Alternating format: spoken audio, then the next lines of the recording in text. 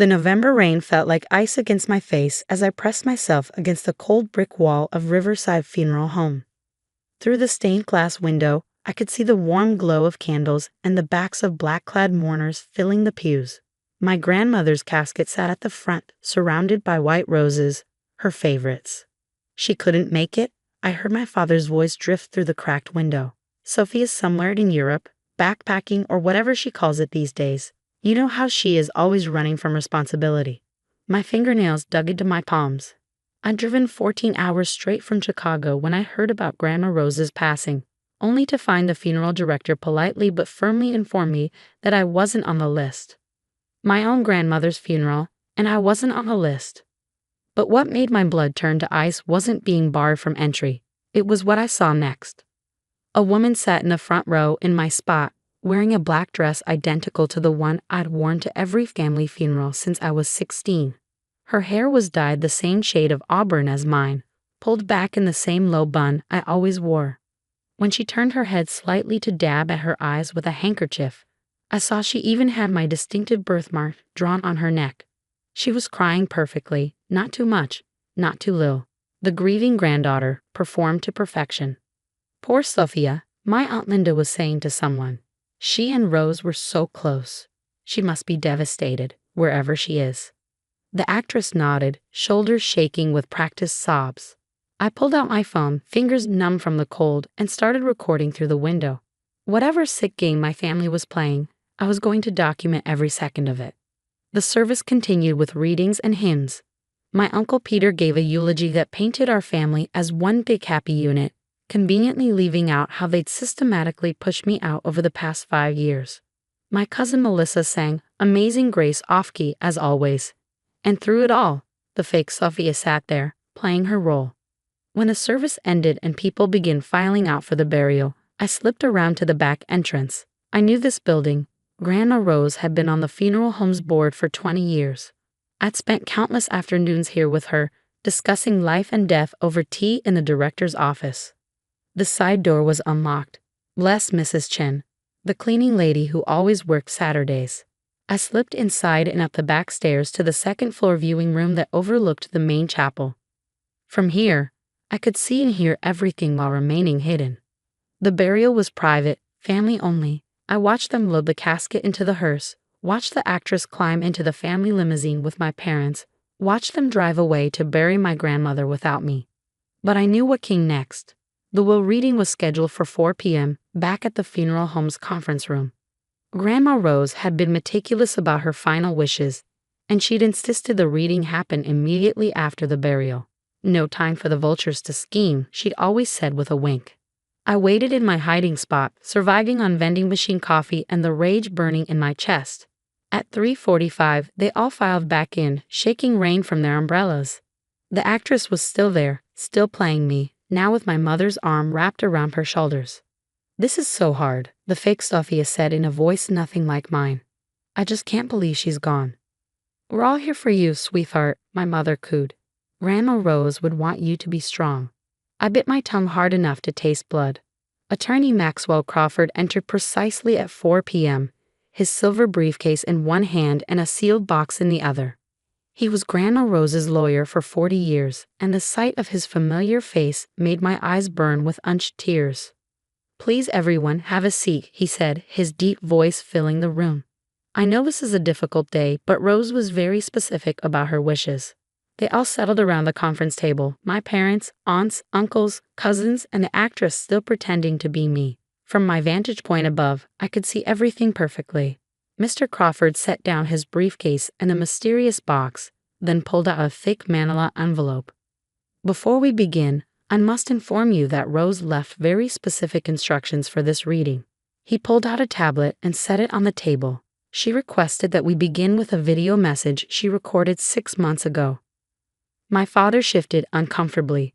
"Is that really necessary, Maxwell? We're all very emotional." "I'm afraid it's not optional, Thomas," Mr. Crawford said firmly. "Rose's instructions were quite clear. Any deviation from her wishes will result in the immediate dissolution of all inheritances, with assets transferring to her designated charities." That shut him up. Mr. Crawford tapped the tablet, and suddenly my grandmother's face filled the screen. My heart clenched. She looked thinner than I remembered, but her eyes still held that sharp intelligence that had always seen right through everyone's nonsense. "Hello, my darlings," Grandma Rose's voice filled the room. "If you're watching this, then I'm gone, and you're all gathered for the reading of my will. But before we get to who gets what, we need to address something important." She paused, and even on video, her gaze seemed to sweep the room. "I need to verify that my granddaughter, Sophia Marie Bennett, is actually present." The actress straightened up, preparing for her big moment. My mother patted her hand encouragingly. "You see," Grandma Rose continued, "I've become aware of certain behaviors in this family. Attempts to isolate Sophia, to turn her into the black sheep, to push her out of her rightful place. I've watched it happen, and I stayed silent, gathering evidence and waiting." The room had gone very still. "So before we proceed, I need to make absolutely certain that the real Sophia is here. Maxwell, please open the box." Mr. Crawford lifted the sealed box and carefully opened it. Inside were several items: a stack of photographs, what looked like DNA test kits, and another sealed envelope. "First," Grandma Rose's voice continued, "I'd like Sophia to tell everyone about the song I used to sing to her when she was little. The one I made up just for her when she had nightmares." The actress's face went pale. She glanced at my parents, who were both leaning forward, clearly having prepped her for many things but not this. I don't," the actress stammered. "It's okay, sweetheart," my father said quickly. "You're emotional. It was so long ago." Now Grandma Rose's voice cut through. "My Sophia would never forget the Butterfly's Lullaby. She made me sing it every night until she was 12. She even sang it to me when I was in the hospital last year." The actress was sweating now, her perfect makeup starting to run. "Second," Grandma Rose continued relentlessly, "please have Sophia show everyone the scar on her left palm. The one she got when she was 8, trying to save that injured cardinal in my garden. We never told her parents because she was supposed to be at piano practice." The actress clutched her hands together, and I could see from my perch that her palms were unmarked. And finally, Grandma Rose's eyes seemed to bore into the camera. "I'd like Sophia to tell everyone what I whispered to her the last time we saw each other. My last words to my real granddaughter." The room was tomb silent. The actress looked ready to bolt. My parents were exchanging panicked glances. "I'm waiting," Grandma Rose said after a long pause. "Or perhaps the real Sophia isn't there at all. Perhaps someone thought they could fool me even in death." My Uncle Peter cleared his throat. "Mom, this is—" "Maxwell," Grandma Rose interrupted. "If the woman claiming to be Sophia cannot answer these simple questions, please proceed with Protocol B." Mr. Crawford nodded and pulled out his phone. "I'll need to make a call." "Wait." I stepped out of my hiding place and into the doorway of the conference room. "I'm here, Grandma. I'm here." Every head in the room whipped toward me. The actress gasped. My mother went white as a sheet. "The Butterfly's Lullaby," I said, my voice steady despite the tears rolling down my cheeks. "You sang it in French because you said butterflies spoke all languages. Petit papillon, dans le jardin, cherche les fleurs jusqu'au matin." I held up my left palm, showing the curved scar that had never quite faded. The cardinal lived, by the way. We released it together 2 weeks later. I stepped fully into the room, ignoring the shocked faces, looking only at the tablet screen where my grandmother's frozen image waited. "And the last thing you said to me when everyone thought you were sleeping was the truth always finds its wings, my little butterfly. Be ready to fly when it does." Mr. Crawford smiled. A real smile, the first I'd seen from him all day. "Miss Bennett, we've been expecting you." "What the hell is going on?" My father exploded, jumping to his feet. "Sophia, what are you doing here? You were supposed to be—" "In Europe?" I finished, conveniently out of reach, unable to make it back in time. I looked at the actress, who was shrinking in her chair. "Who is she, Dad? How much did you pay her to be me?" "This is ridiculous," my mother said. Her voice was shaking. "We only wanted—" "You wanted Grandma Rose's money," I said flatly. "And you knew she'd never leave it to you if she knew how you treated me. So you hired a replacement, a grieving granddaughter who would play the part and then, what? Sign over her inheritance to you?" Mr. Crawford cleared his throat. "Perhaps we should continue with the video." The screen unfroze, and Grandma Rose smiled, a sharp, knowing smile. "Ah, there's my real granddaughter." Hello, my little butterfly. I'm so sorry for what you've had to endure. But don't worry, we're about to make it right. She leaned forward slightly. You see, family, I've known about your schemes for quite some time. The birthday parties Sophia wasn't invited to by mistake. The family vacation she somehow never heard about. The way you've tried to paint her as unstable, irresponsible, a disappointment. All because she refused to fall in line with your expectations. Mother, this is. Aunt Linda started. Shut up, Linda, Grandma Rose snapped. I'm dead. The least you can do is let me finish. She composed herself. Where was I? Ah, yes, your conspiracy against my granddaughter. Well, I have news for you. Every text, every email, every nasty little plan. I have copies of everything, including the messages from last week about hiring an actress for my funeral. The room erupted. Everyone was talking at once, accusing each other, denying involvement. The actress tried to slip out, but Mr. Crawford blocked the door. Enough. Grandma Rose's voice boomed from the speakers. Everyone fell silent. Here's what's going to happen. Sophia, my darling, you inherit everything. The house, the investments, the company shares, all of it, roughly $14 million, last time I checked. I sank into an empty chair, my legs suddenly unable to hold me. As for the rest of you, Grandma Rose's voice turned cold, you get exactly what you deserve. Nothing. Well, that's not entirely true. I've left each of you something special. Mr. Crawford pulled out a series of envelopes, each labeled with a name. Thomas, my son, you get the photo album documenting every lie you've told about Sophia, including the screenshots where you bragged about managing her out of the family. Share them with your colleagues at the firm. I'm sure they'll find them illuminating. Linda, darling daughter, you get the recording of you trying to convince Dr. Patterson to declare Sophia mentally unfit. He refused, by the way, and was quite disturbed by your request. Peter, you get the email chain where you tried to have Sophia arrested for stealing from the family business, the same business she's never had access to, and so on and so forth. Each of you gets a carefully documented record of your cruelty. Consider it my final gift, the truth preserved forever. The family members were ripping open their envelopes, faces growing more horrified with each revealed document. Now Grandma Rose continued, you have two choices. You can accept this quietly and maintain whatever dignity you have left. Or you can contest the will, in which case all of these documents become public record, and have arranged for them to be sent to your employers, your social circles, and yes, the media. I think the headline prominent family hires actress to replace granddaughter at funeral would trend quite nicely, don't you? My father crumpled the photos in his hands. She can't do this. We're her children. You stopped being my children the day you conspired against my granddaughter, Grandma Rose said. Family isn't about blood. It's about love, loyalty, and respect. You showed none of those things. The video paused and Mr. Crawford looked at me. Miss Bennett, there's one more thing. Your grandmother left you a personal message to be viewed privately whenever you're ready. I nodded, not trusting my voice. As for the rest of you, Mr. Crawford said, gathering his papers, you have 24 hours to decide. Contest the will or accept it quietly. I'd advise the latter. Rose was very thorough in her preparations. The actress finally spoke up. What about me? I didn't know. They told me it was a prank, that Sophia was in on it. You can discuss that with them, Mr. Crawford said dismissively. I'd suggest getting your payment up front. One by one, my family filed out, some in tears, others in rage, all in defeat. My mother paused at the door, looking back at me.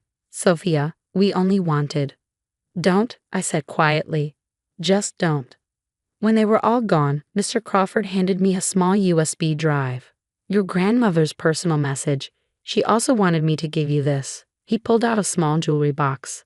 Inside was Grandma Rose's butterfly brooch, the one she'd worn every day since Grandpa died. It was Art Deco, with sapphire wings and tiny diamonds. I'd always admired it. She wanted you to know, Mr. Crawford said gently, that she never doubted you. Not for a moment, and she was so proud of the woman you've become, despite everything they tried to do to you. I pinned the brooch to my rain-dampened dress, right over my heart. Thank you, Mr. Crawford. Maxwell, please. We'll need to meet next week to go over all the details of your inheritance. It's quite substantial, and Rose had very specific wishes for how she wanted you to use some of it. But for now, go home. Rest, grieve properly. As I left the funeral home, I passed the actress smoking a cigarette by the dumpsters. Her fake birthmark was smudged and her rented dress was askew. I really am sorry, she said.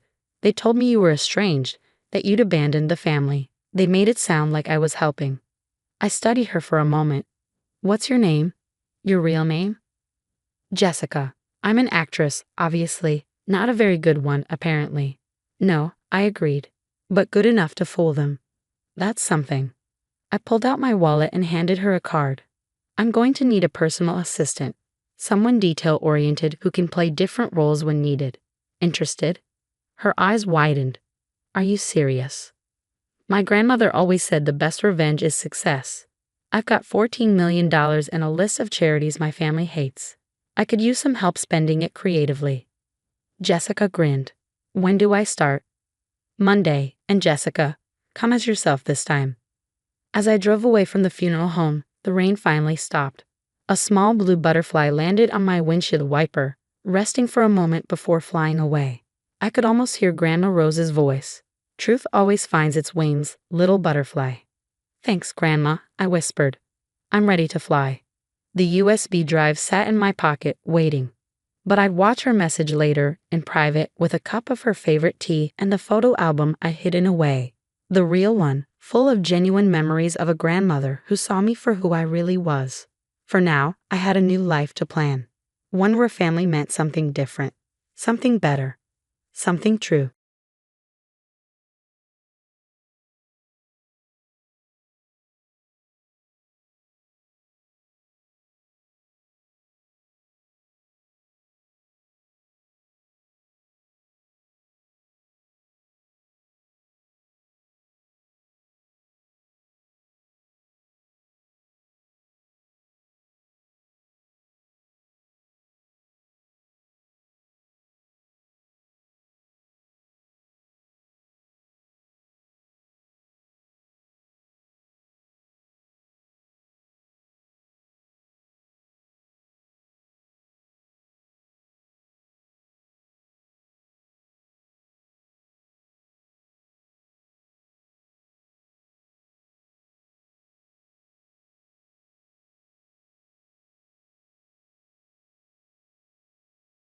The night Charlotte called me the maid, I was standing in my mother's kitchen with a family pack of chicken thighs, sweating through the plastic on my forearm. I'm Ruby Gomez. I'm 29. I do medical billing for an orthopedic practice on the north side of San Antonio. Numbers calm me down. I moved back into my dad's house 8 months ago, the week after we buried my mom, and I turned the chaos into line items. My dad is Harvey, 60, good-hearted, and allergic to conflict. Charlotte Mills is his 54-year-old girlfriend who moved in 2 weeks ago with a trunk full of candles and a lot of opinions. My best friend, Stella Reyes, 30, lives 10 minutes away and keeps an extra blanket on her couch for me like it's policy. The kitchen still smelled faintly like my mom's vanilla, even though Charlotte had swapped the soap for something called sea salt and driftwood. I had my routine. I used coupons, I tracked copays, I paid the $86 internet, the $49 to Andy Ross for mowing, the $60 trash bill when it slid past due, and I covered groceries when Dad's debit card balked at the register. I set reminders so he'd remember his blood pressure pills. I didn't make a big deal of it. Paperwork is how I love people. Finally, Charlotte said, flicking a lighter at a pillar candle like a hostess on a TV show. She leaned against the island and smiled at my dad. Our maid is here. It wasn't a joke, not the way she said it, flat and satisfied, looking right at me and then past me. My dad stood behind her, hands shoved into the pockets of his jeans. He looked down at the grout line between tiles like it had something to tell him. I slid the chicken into the fridge and shut the door. The rubber seal stuck for a second, a quiet little whoosh. I took a breath that did not shake. I'm not your maid, I said, calm, to no one in particular. Charlotte's smile widened. in a way that read as amusement and victory. "Relax," she said. "You know I mean it affectionately. You like to help. What I like is control over the mess in bills, the mess in grief." I'd been doing that since March when I put the house accounts on autopay so my dad didn't have to watch due dates like a hawk. The internet got paid on the 15th. Andy's lawn invoice hit on the 1st. Trash was the wild card. Groceries, I never set a rule for. Those I handled by feel. My dad cleared his throat. "Kiddo," he said, eyes still on the floor, like the word might stand in for a spine. Charlotte wasn't done. "And since you're here," she added, her tone brightening for the benefit of the open blinds and whoever might be walking by, "could you wipe down the patio table? The neighbors see everything." My hands moved before my head did. I pulled my duffel from the pantry where I'd tucked it weeks ago among paper towels and a bulk pack of napkins. Jeans, scrub bottoms, 2 t-shirts, toiletries. I didn't slam drawers.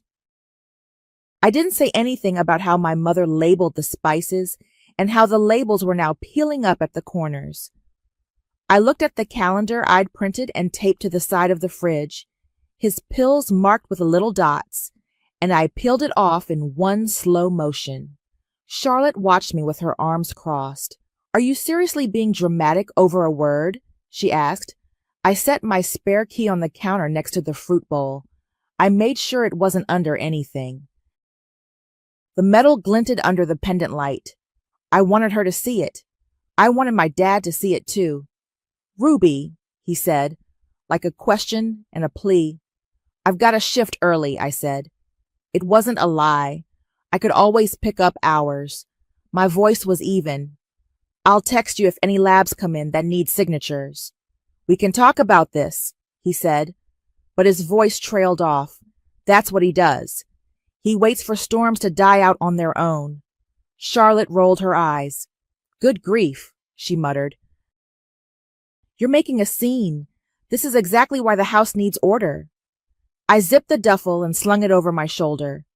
I took the pack of chicken back out, because I had paid for it, and because the idea of her cooking it on my mother's pans made something inside me go cold.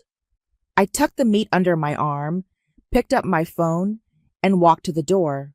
On the way out, I texted Stella, "Couch free?" "Always," she shot back before I even got to my car. The early fall air felt like a relief. A sprinkler hissed somewhere down the block, hitting concrete in a rhythmic slap. The HOA had rules about watering days. I knew them better than most because I'd read the packet when it landed in our mailbox and added the fines to my mental list of things Dad didn't need to think about. I loaded the duffel into my trunk, set the chicken on the passenger seat, and sat for a second with the engine off. Inside the house, Charlotte's voice carried, sharp, then muffled, then my dad's lower rumble, indecipherable. I let it fade. I turned the key and pulled away. As I reached the stop sign at the end of our street, my phone buzzed. It was my dad. I didn't pick up. I looked at the spare key, bright in my mind where I'd left it on the counter, and kept driving. In the car, I balanced the chicken on the passenger seat, opened the internet provider's app, and took my card off autopay. Manage payments. Edit, remove. It asked me twice if I was sure. I was. The account was in my name. The bill was due this weekend. No card, no payment. I did the same for the lawn guy. Andy Ross, $49 on the 1st, sat in my email with a standing invoice link. I clicked update payment, deleted my card, and typed a quick note. "Hi, Andy. Please contact Harvey for future billing. I'm stepping back." I added my dad's phone number because Andy had always texted me. Trash was messier. The city's portal still had my visa saved. I cleared it and changed the email on file to my dad's. If they mailed a paper notice, it would land in his hands instead of mine. Then I opened Google Calendar. I had a shared pills calendar with reminders at breakfast and bedtime. I toggled off sharing. The little blue heads next to my dad's email disappeared. I archived the printed version I'd peeled off his fridge by sliding it into the side pocket of my duffel. I wasn't going to be in that house straightening magnets and notes anymore. I typed a message to my dad and read it twice before hitting send. Return the key. I won't be entering the house. If you need official forms signed, call me and I'll handle them. For anything I pay, I'll need reimbursement upfront first. I'll help set things in your name if you want. I didn't send one to Charlotte. Stella's place is 10 minutes from my dad's if you hit the lights right.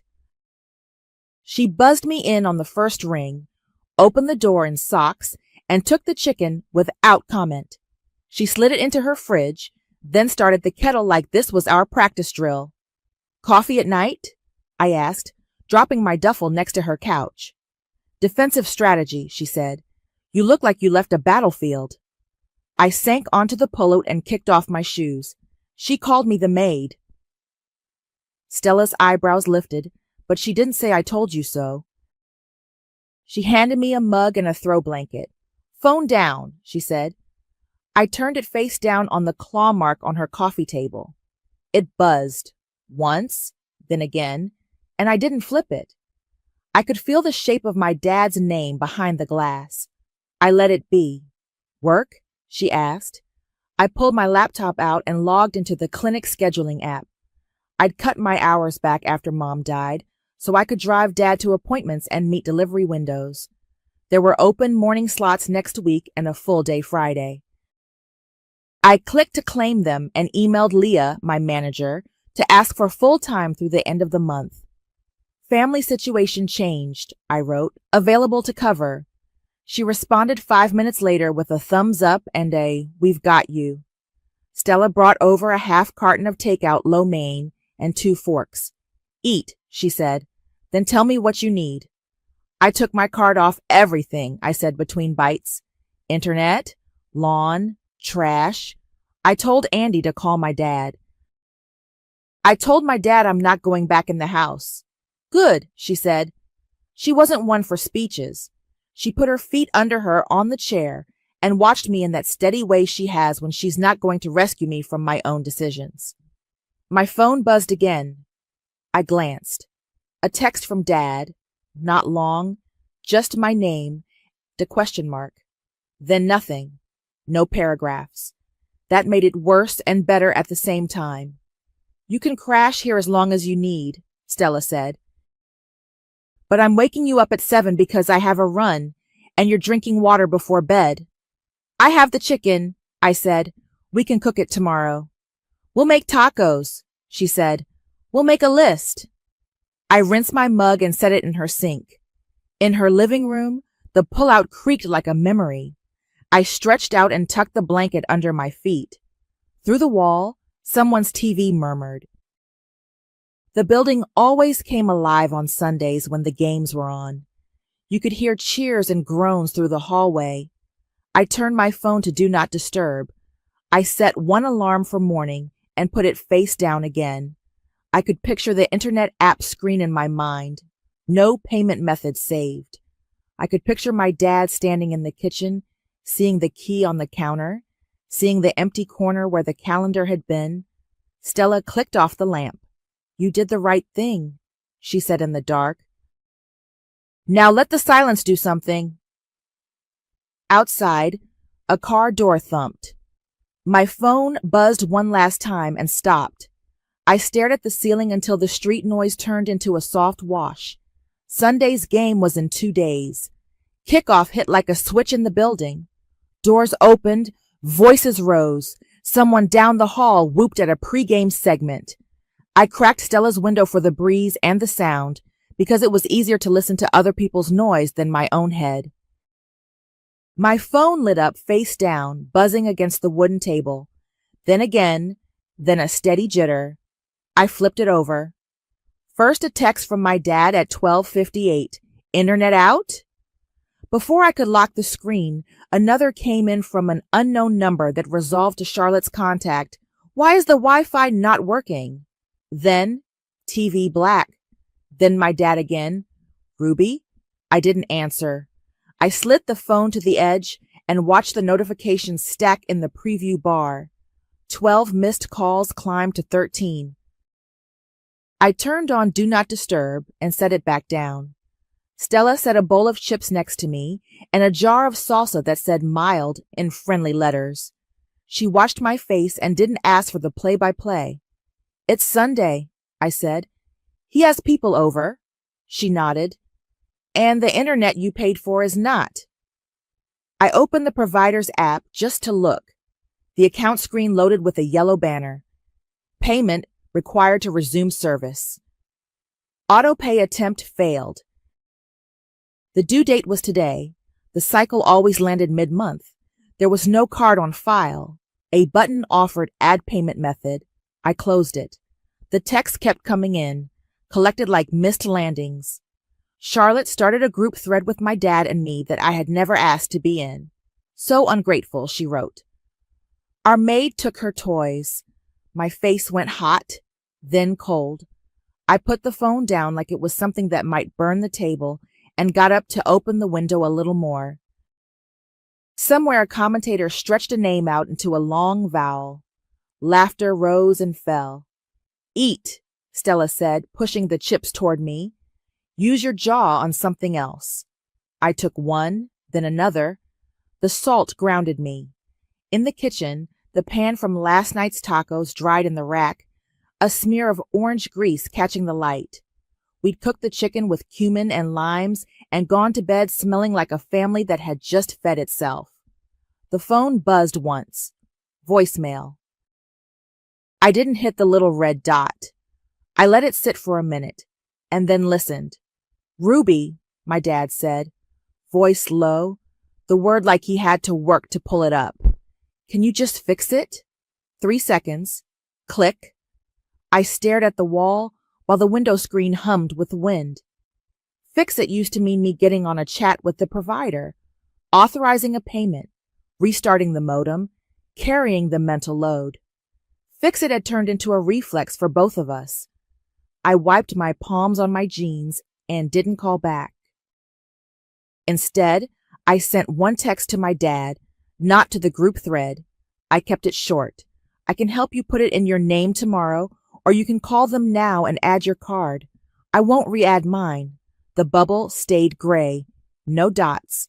In the group thread, Charlotte fired off another. This is childish. People are here. I set the phone face down again. Stella handed me a glass of water. You don't have to justify, she said. He can read the bill. He can call. You told him. I nodded. My hands were steady. That was new. Around 2, the building went quiet. That lull between the first drive and the second quarter when everybody eats. I did laundry in Stella's hall machine, 2 quarters short, so I Venmo'd her roommate for change, and folded on the couch. I put my mom's calendar printout in the bottom of my duffel with my scrubs and the t-shirt from the Clinic 5K. I didn't have to look at the little dots for pills. That job was not mine, if the price was being called staff in the house where I grew up. By late afternoon, Do Not Disturb had a little stack of numbers in the corner. 12 missed calls, then 13. Then it stopped. The building roared once, then fell into polite groans, and then music swelled through the plaster when the game ended, and commercials came louder than people wanted to talk. At 5, I took a short walk around the block to let the air unstick from my skin. The curbs were neat except for our old street, where I knew the dandelions had started pushing up along the sidewalk because Andy hadn't been by in a week.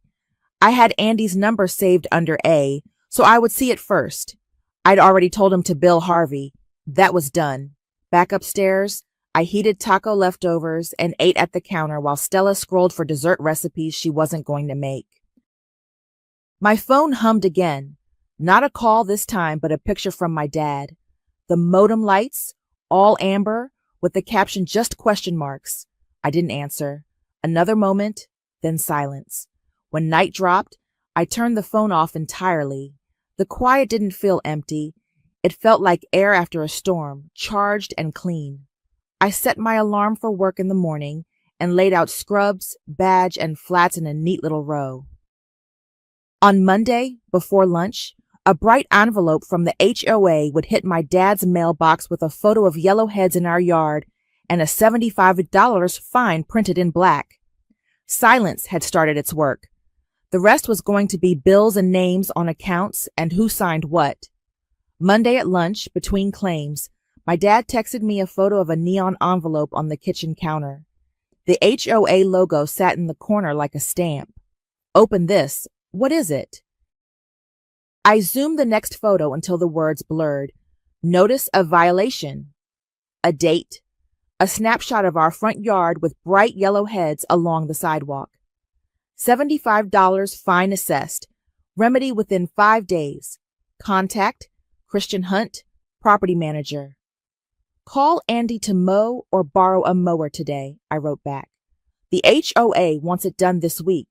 They'll add fines if it sits. I can send you Andy's number. He replied with a thumbs up emoji, then nothing. I sent Andy's contact anyway. Andy texted me a minute later. Got your note. I'll reach out to Harvey. I told him thanks and turned back to my screen where a patient named McAllister had 2 duplicate charges. After work, Stella had a pasta bake in the oven and a stack of cheap manila folders on the table. Pick a color, she said, like this was school supplies and not my life. I slid bank statements out of my laptop and printed a list. Internet, $86 month, lawn $49 month, trash can $60 when past due, co-pays varied, groceries overflow mixed in. I opened my banking app and scrolled 6 months back to March, when we put Mom's photo on the mantle and I started laying rails under the house. It felt clinical. Dates, amounts, confirmation numbers. I wrote totals in neat pen at the top of a page and tucked receipts I had into a folder. Tuesday was quiet. I worked a full day, took a late lunch to help a walk-in with a referral, and didn't check my phone except to confirm that my manager had me on for Friday. In the evening, I called my grandpa to ask about a recipe for arroz he used to make, and didn't mention Charlotte, didn't mention the envelope. Wednesday at 6:30 a.m., my dad called. I let it go to voicemail, then listened while I pulled on scrubs. Ruby. They didn't pick up the trash. I could hear the indignation, like the truck had made a mistake and he was about to flag it back. I called him back. Did you get an email from the city? There was a past due balance. I don't... He stopped. Paper rustled. There's something about $60 here from last month. Were you... I was paying it when it slipped, I said. Trash is every quarter. If it goes past due, they skip a pickup. Silence. Then, softer, I didn't know you were paying all that. That was the point, I said, keeping my voice even, so you didn't have to think about it while you were dealing with everything else. I didn't add that everything else now included a woman who called me the maid. He cleared his throat. Can you just re-add your card? Just this month. I'll pay you back. No, I said. One word, steady. If you want help, we can meet somewhere public. You Zelle me first and we put everything, internet, lawn, trash, in your name. I'm not putting my card back on your house. He let out a breath like air from a tire. Okay. The game was a mess. Charlotte invited the guys, and then the envelope. And now there's trash. Call the city, I said. They'll take a card over the phone. The number's on the notice. For the lawn, either mow today or have Andy come out. The HOA manager is Christian Hunt, if he calls you back. They'll give you a deadline. I got an email from a Christian, he said, with a picture of the, what do you call them? Dandelions. Says Friday at 5 or another fine. That's him, I said. It's fixable. Just, you fix it. He made a small sound that could have been a yes. Then he said, too quick, Charlotte says you're making a point. She says this is about attention. My phone vibrated with a new notification even as he said her name. A voice message from Charlotte. I didn't press play. I'm not entering the house, I said. If you need official forms, text me. If you want me to set up accounts, we'll do it with your card, your name, in public. That's it. Right. He sounded tired. I'll call the city. We hung up. I put my phone on the counter and let the voice message sit. Stella came out, hair wet, and raised an eyebrow. I handed her the phone. She hit play and stuck it on speaker. Charlotte's voice filled the small kitchen. Ruby, this is embarrassing. You're acting like a child for a pat on the head. You've always been a charity case. Your father took you in, and now you want applause for doing chores. Grow up. Stella's mouth flattened. She hit stop, then delete. Nope, she said. I nodded. Agreed. At noon, my dad texted a screenshot of a payment confirmation from the city. Paid $60. Service resumes next pickup. Then a photo of the front yard, half mowed, the other half like a haircut paused mid-snip. He wrote, Andy coming by at 3. I answered with a thumbs up. I was not going to coach. He had a phone. He had a wallet. He had a manager's name and a lawn guy's number. At 4, my phone buzzed again. I expected another demand. Instead, it was a simple line from my dad. I'm sorry. Can we meet? I need to get this right. Thursday after lunch, I printed a lab requisition for my dad from the clinic portal and slid it into a blank envelope. He needed it to get blood drawn for his primary next week. I texted him before I left work. I can drop the lab order at 5. Porch only. I'm not coming inside. He typed back fast. Understood. Thank you. Traffic on 281 crawled like it always does at rush, slow enough that I could see the city fold into neighborhoods. I pulled onto our street and parked 2 houses down. The lawn out front was short, neat lines from Andy's mower, a white bag of clippings tied off near the side gate. The dandelions were gone. The mailbox flag was down. I carried the envelope up the walk. The front door opened before I got to the mat. Charlotte stood there with a wide smile that looked like a photograph, one hand on the knob, the other smoothing the front of her blouse. Oh, Ruby, she said in a tone meant for anyone within earshot. Come in. We were just making coffee. Porch drop-off, I said, holding the envelope up. For Dad. That's all. Her smile thinned. She stepped back and tilted her head like an invitation. Don't be silly. You live here. I don't, I said. I set the envelope on the small table by the door with the ceramic bowl that used to hold my mom's keys. I pointed at it. Lab order. He needs to bring it with his ID. Neighbors will think you're mad at us, she sang, eyes flicking to the street. I'm not interested in neighbors, I said. Her hand twitched toward my arm, not quite touching. The smile slipped all the way off. She leaned in, so the word wouldn't carry. Maid, she hissed, like she'd been holding it. I looked at her, then at the envelope, then at the topiary she'd bought and set by the step. Porch, I said, more to myself than to her, and took a step back. My dad's voice came from the hall. Ruby? He moved into the doorway behind her. He looked tired and more alert than I'd seen him in months. His eyes flicked to my hands, to the table, to my face. I've got it, he said, reaching past her for the envelope. He didn't ask me in. That counted for something.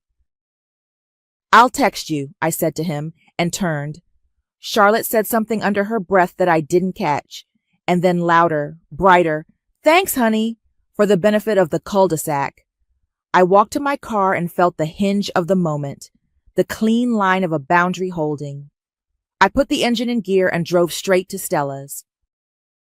She had her dining table laid out like a project, manila folder, highlighter, my printouts from earlier in the week, and a small calculator with a missing 7 key, which still worked if you pressed it hard enough. You did it? She asked as I dropped my keys. Porch, I said. He took the envelope. Lawn's cut. Trash is paid. HOA will chill if the yard stays neat. Good, she said. She slid the folder toward me. Let's finish the totals. I sat and pulled up my bank on my laptop. We moved through month by month. Internet 86.6. April through September, 6 charges. Lawn 49s, 6 charges. Trash, 2 late payments at $60 each. Copays, 3 times $20, 1 at $45. Groceries, there wasn't a clean category for cart went over. So I added the times I transferred from my account after a debit declined and wrote grocery overflow with dates. Stella read the numbers out, and I wrote neat totals at the top of a single page, total covered, and below it, each line with a subtotal. I wasn't going to present it like a bill. I wanted the picture clear enough that there was no mystery about what I'd been carrying. My phone buzzed at 6. A text from my dad. Tomorrow? Diner by the pharmacy? I'll listen. The diner was our neutral ground. Bright lights, laminated menus, a waitress who called everyone sweetheart. I could picture the corner booth by the pie case. I typed back, tomorrow, 12:30. We'll do accounts in your name. Up front only. He wrote, okay. We kept working. I made a simple contact sheet for him. Internet, provider name, account number, customer service phone, lawn, Andy's number, trash, city utility line, HOA, Christian Hunt's email and the violation date, and fine. I printed it and slid it behind the receipts. Are you going to put rules in writing? Stella asked. Terms, I said. The word surprised me coming out of my mouth. It felt right. Short. Plain. She pushed her laptop toward me. Type them. I typed 4 lines. Upfront reimbursement before I pay anything. All accounts in your name, your card. No house entry for me unless invited and treated with basic respect. No triangulating with Charlotte. Talk to me directly. I added a 5th and then deleted it. No lectures, just facts. Stella watched me save and hit print. The small printer on her bookshelf chugged and spit the page out. I read it once, then slipped it into the front of the folder. Looks like a plan, she said. It's not a plan, I said. It's the price. Same thing, she said, wiping a smudge off the cover. She wrote House Harvey on the tab with a marker and handed it back. I put the folder in my tote with my badge and the little calculator. I laid my clinic ID on top so I wouldn't forget it in the morning. My phone stayed quiet. I felt the absence of noise like a clear lane. The diner would be tomorrow. Terms were going on the table. I took an early lunch and drove to the diner by the pharmacy, the one with sticky booths and pie under glass. I texted Leah, I might be 10 minutes over. She sent a thumbs up. I took the corner booth and set the manila folder on the vinyl, my clinic badge tucked into the front pocket so I wouldn't leave without it. My dad came in a few minutes later, squinting like the lights were bright. He sat, hands around the water glass, before the waitress even brought coffee. Thank you for meeting me, he said. His voice was hoarse. I'm sorry. For the other night. For all of it. I opened the folder. I didn't make a speech. I slid the top page to him. Internet, 86 month, APRSEP, 6 charges, dates and confirmation numbers printed. Lawn 49 month, 6 invoices paid. Trash, 2 past due payments, $60 each. Copays, 3 at $20, 1 at $45. Grocery overflow, 4 transfers when the cart went over, with dates. No totals in red, no dramatic underline. Just the facts. He stared at the page. I let him read. The waitress came and poured coffee. He thanked her and didn't look up. I didn't know it was this much, he said finally. I thought you were just helping with the internet. I kept it quiet so you didn't have to think about it, I said. But I can't do it and be called the maid in Mom's kitchen. He shut his eyes for a second. I'm sorry I stood there and let that happen. I nodded. I pulled out the one-page contact sheet and slid it over. Here's everything. Provider names, account numbers, phone numbers, Andy's number, the city utilities line, Christian at the HOA. You can call and put every account in your name with your card. If you want my help, I will help. But we do it like this. I pulled the terms page from the pocket and placed it on top. 4 lines, plain. Upfront reimbursement before I pay anything. All accounts in your name with your card. I don't enter the house unless I'm invited and treated with basic respect. No triangulating with Charlotte. Talk to me directly. He read each line and put a big hand next to the paper like he was weighing it. Yes, he said, all of that. I can do that. Up front, I said. If I pick up a pharmacy refill, you Zelle me first. If I scan a form, you send a photo of your signature. I'm not chasing. He nodded again. He reached into his jacket and pulled out his wallet, more habit than anything, then set it back down like he realized this wasn't a bill I was handing him. The bell over the door rang. I didn't look up until a shadow fell across the table and a perfume I recognized as sea salt and driftwood hit my nose. Charlotte slid into the booth next to my dad like she'd been invited. Well, she said, all brightness, isn't this cozy? You could have told me you were meeting. My dad didn't move. He hadn't told me she was coming. His mouth twitched like he was going to say something and then thought better of it. Charlotte reached across the table for the folder like it was part of the silverware. Let me see what narrative we're spinning. I put my hand on the folder and kept it there. This is between me and Dad. Don't be dramatic, she said, laughter in the word like she was above everything. You've been acting like a martyr for doing chores. You're making lists? I like lists, I said. They keep things clear. She rolled her eyes and reached again. I didn't pull. I just opened my phone instead and angled the screen so my dad could see. Banking app, auto pays, the internet provider entry labeled canceled with the date, the lawn invoice link with my note to Andy forwarding him to Harvey, the city utilities profile where I'd removed my card and updated the email to his. These are the dates I removed my card, I said. Last Saturday for internet, Monday for trash. The lawn autopay was canceled Saturday. Those are the services that stopped because my card wasn't there. Charlotte leaned back like the screen offended her.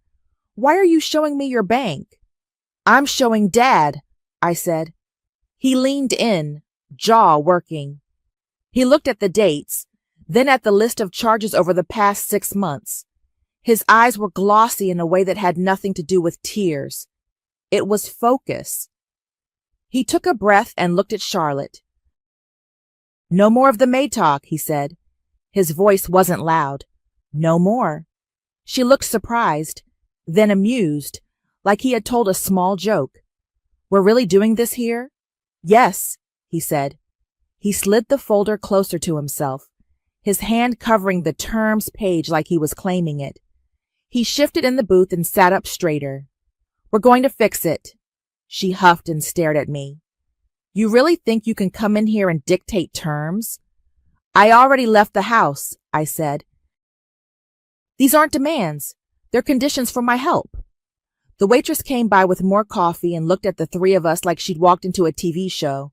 No one spoke until she moved on. My dad's jaw tightened. He pulled his wallet out again, on purpose this time, and set his card on the table in front of him like a marker. We'll use my card. Today. Sunday morning, my phone buzzed while I was pouring coffee in Stella's kitchen. Dad, can you flip it back on just for a few hours? Guy's coming at 2. No, I typed. I can help you set it up in your name with your card before noon, or you can call them yourself. I won't re-add mine. A minute. Then, come by. We'll set it up. I'll keep it civil. I put the manila folder in my tote and checked that the contact sheet was still clipped to the front. Stella handed me a banana and a look. Boundaries, she said. Terms, I said, and left. The lawn in front of the house was short, neat stripes. The HOA envelope was on the console inside with a sticky note stuck to it in my dad's handwriting. Paid. A neighbor across the street hauled a cooler out of his garage and lifted a hand. I lifted mine back. My dad opened the door before I knocked. Thank you for coming, he said. He stepped back and let me in. We'll do the call at the table. Charlotte stood by the kitchen island with her mug like it was a prop. You can flip your little switch, can't you? She said. Just for the boys. It's not that deep. No, I said. We're setting up his account, his card. She rolled her eyes and let the word out like a reflex. Made. I picked up my tote. Then I'm leaving. My dad moved, quick for him. He turned to Charlotte. No, he said, steady. We agreed. Knock it off. Apologize. She blinked like he'd spoken another language. You're going to make me apologize in my own home because your daughter's pouting? He didn't raise his voice. Apologize? Or leave? We have to do this. She stared at him, then at me, a slow smile that didn't reach anything. Childish, she said.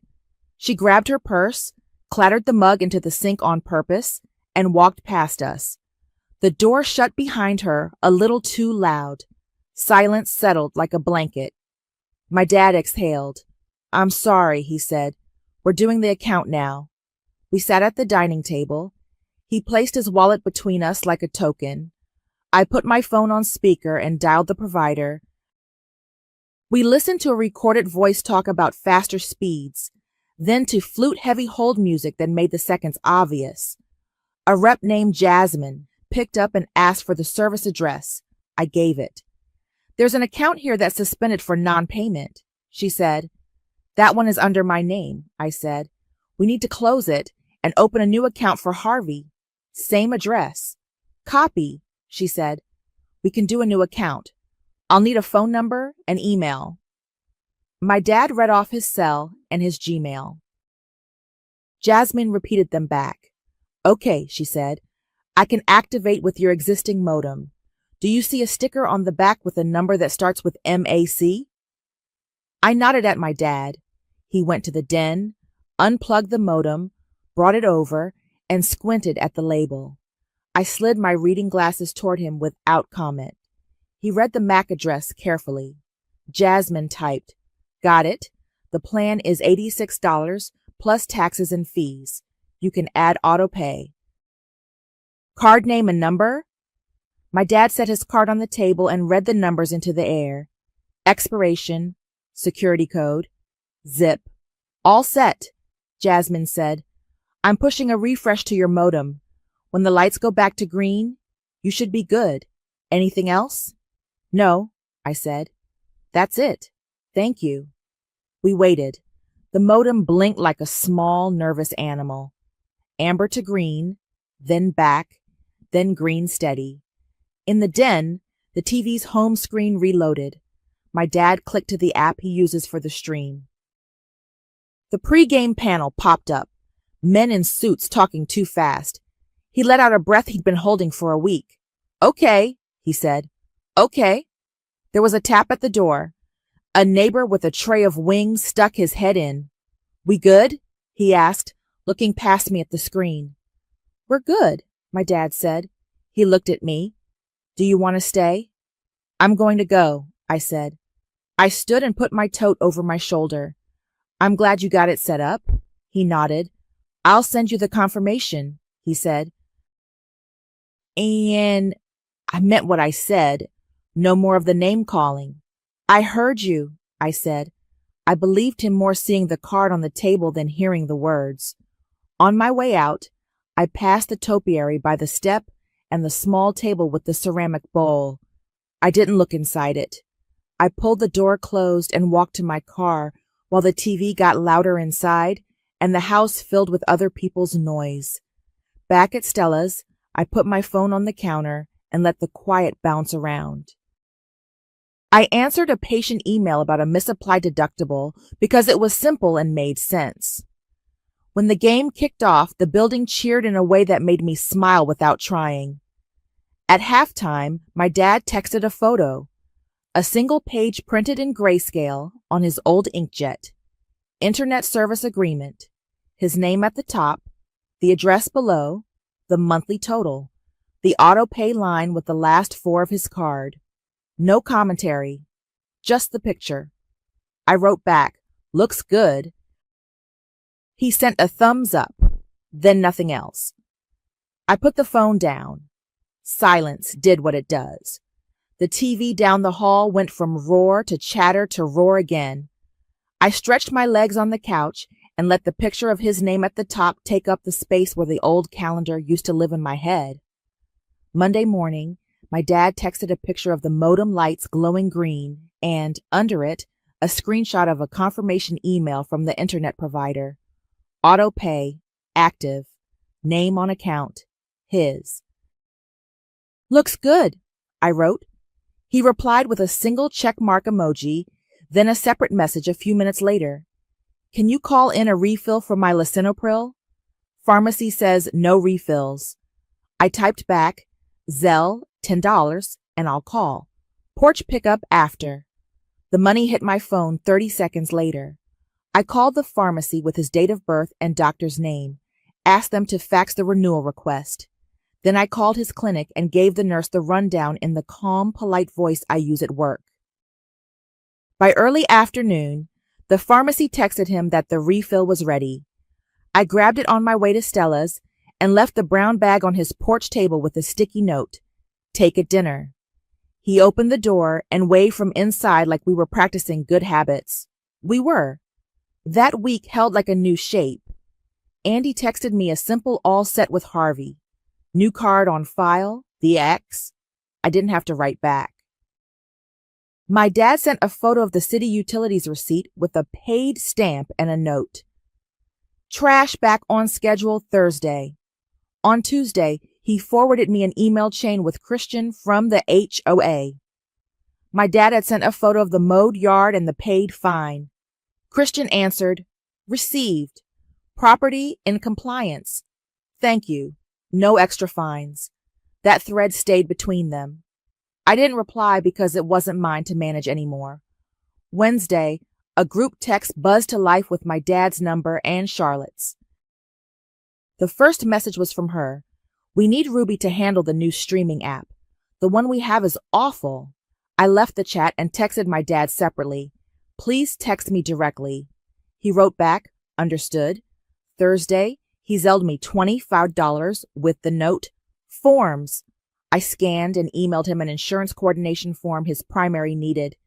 He printed it, signed, and sent me a photo to confirm. No fuss, no calls. He picked up his own pen. Stella kept her table set up like a command center. We didn't add anything new. We just kept the folder intact and put it on a bookshelf where I wouldn't trip over it. I slept better on her pullout that week than I had in months. By Friday, I'd toured a one-bedroom across the street from a park I liked. The place was upstairs, small, clean. A decent landlord with a simple application. I texted my dad before I signed. "I won't be moving back. I'm getting my own place near work." He wrote back, "Good. Proud of you." Saturday, Charlotte sent me a message that started, "We're family," and ended with a line about forgiveness that sounded like a threat. I didn't answer. I didn't forward it. My dad texted later. I told her to speak to me about the house. Thank you for staying out of it. Sunday came with the same sounds it always does. Cheers down the hall at Stella's place, then quiet when the first quarter settles in. My dad's house stayed his. He sent a picture of wings on a tray and the game on in the background, a neighbor's elbow in the corner of the frame. Under it he typed, "Good here. Have a nice day." The rhythm stuck. If he needed something, he asked. If I did it, he sent money first. If the tone slipped, I stopped. The first time he wrote, "Can you just—" I waited. He corrected himself. "Will you help me with the DMV registration online?" Zelle sent. I helped. He texted me a screenshot of his name at the top when he was done. I didn't go back inside the house. Twice I did porch drop-offs, a lab order, and then a copy of his living will after he asked me where the folder was, and I told him where to look. He sent me a photo of it signed with a simple "thank you." Charlotte kept her distance from me by necessity. She hovered on the edges of logistics without access to my number through any channel that worked. I heard about her in the shallow ways people hear about each other. She liked a neighbor's Facebook post about fall decor. She trimmed the topiary. She invited people for coffee and called the house ours a lot. What I didn't hear was the word she had thrown at me like a label. My dad didn't either. He stopped her when it came up in front of him once. I didn't hear it, but I saw the absence. She messaged me once more.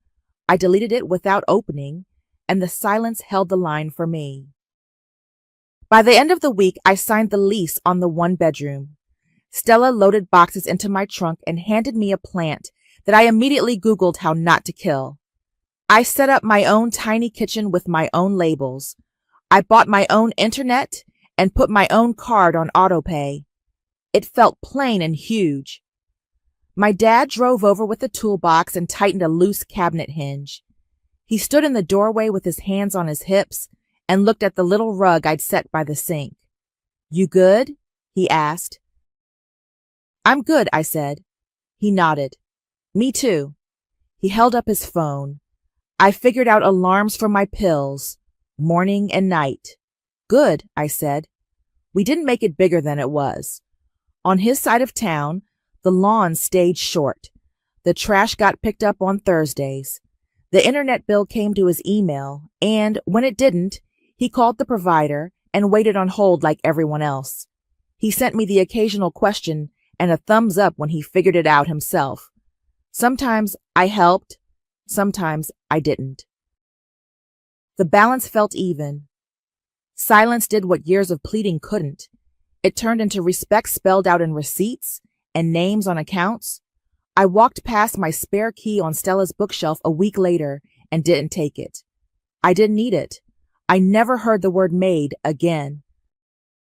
The worst part about being gaslit is that you're the one holding the match. You're the one who lights the flame, touches it to the frayed end of your own sanity, and watches it burn, all because someone you love told you the fire wasn't real. My name is Martina Daniels. I'm 34, and for the last 6 months my world has been slowly filling with smoke. It started subtly, the way a leak begins. A single drop you dismiss as condensation. My husband Jonas, who's 36 and could charm a confession out of a statue, started having more late nights at the office. Then his phone, which used to lie face up on the coffee table, was suddenly always face down, or in his pocket. One Tuesday I picked it up to Google a recipe while my own phone was charging. His thumbprint didn't work. He'd changed the passcode. "Oh, new work security protocol," he said breezily when I asked, not looking up from his laptop. "They're making us all update everything. It's a pain." He smiled, that warm, reassuring smile that had always made me feel safe. I felt a pang of guilt for even questioning it. But the drops kept falling, whispered phone calls he'd take on the patio, the glass door sliding shut behind him. The scent of a perfume on his jacket that wasn't mine, faint, floral, and cloying. When I mentioned it, he laughed. "Must have been someone from the elevator at work, honey. You know how those things are." I knew I sounded crazy.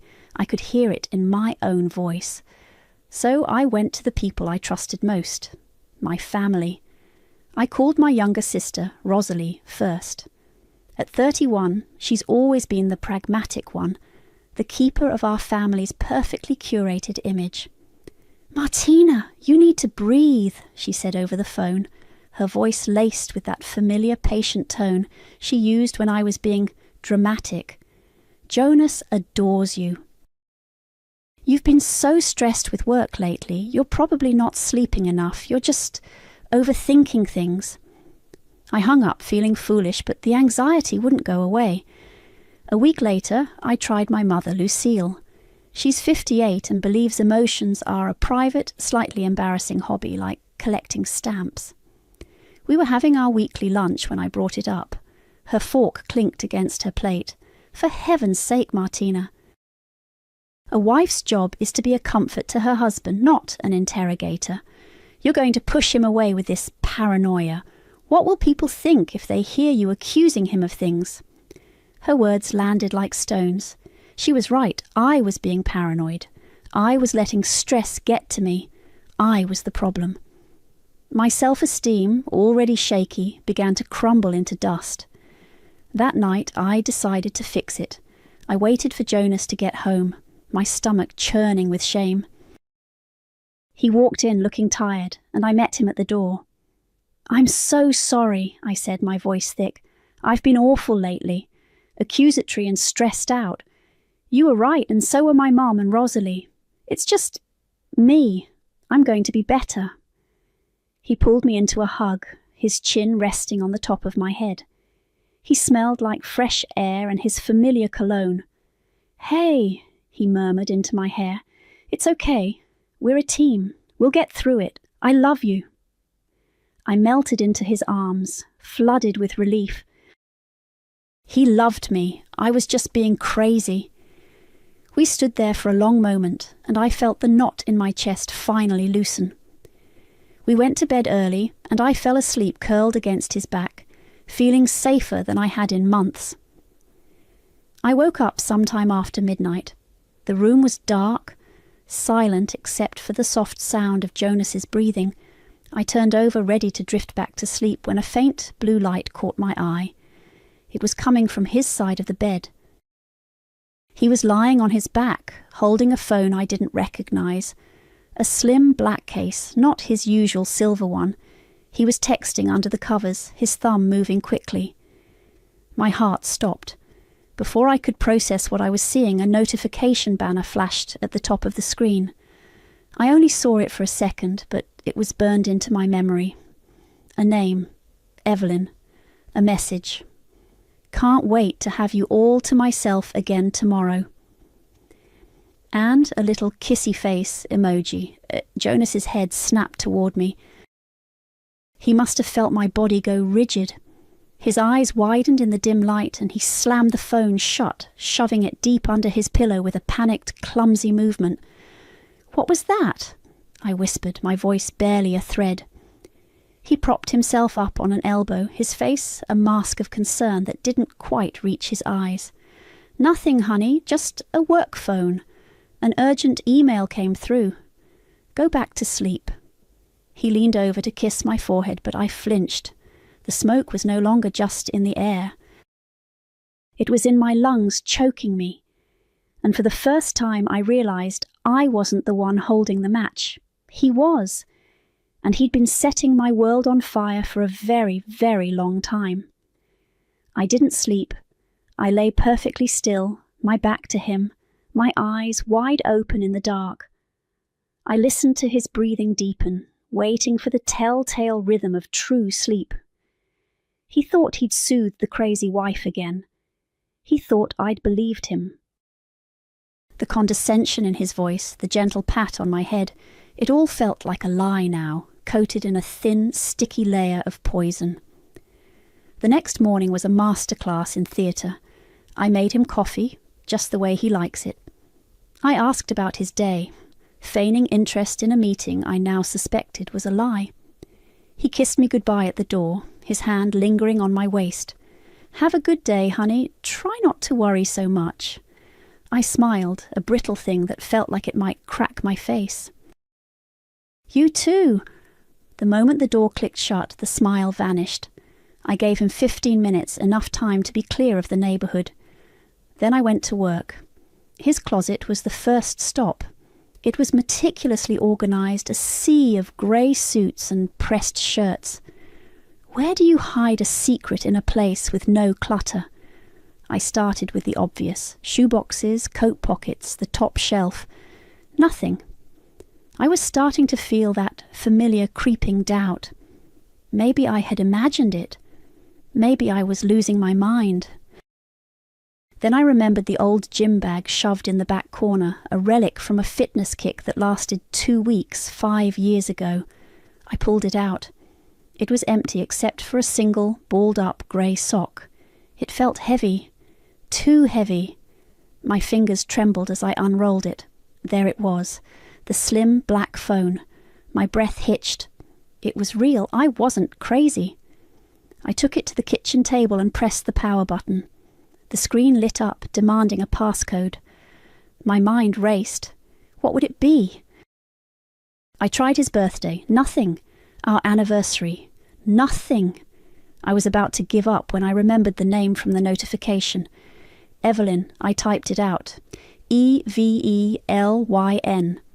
The phone remained locked. Of course it wouldn't be that simple.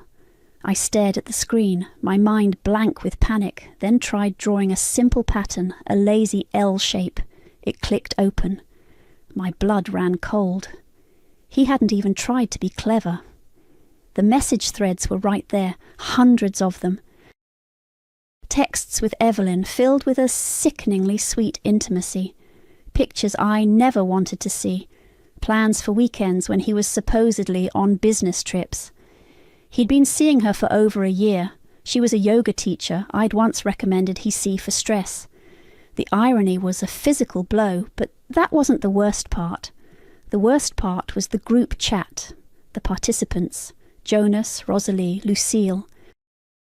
The group name, Martina Management. I scrolled, my thumb moving mechanically as my world disintegrated. Rosalie, she called me again, said you smelled like perfume. I told her she was just tired. You need to be more careful, Jay.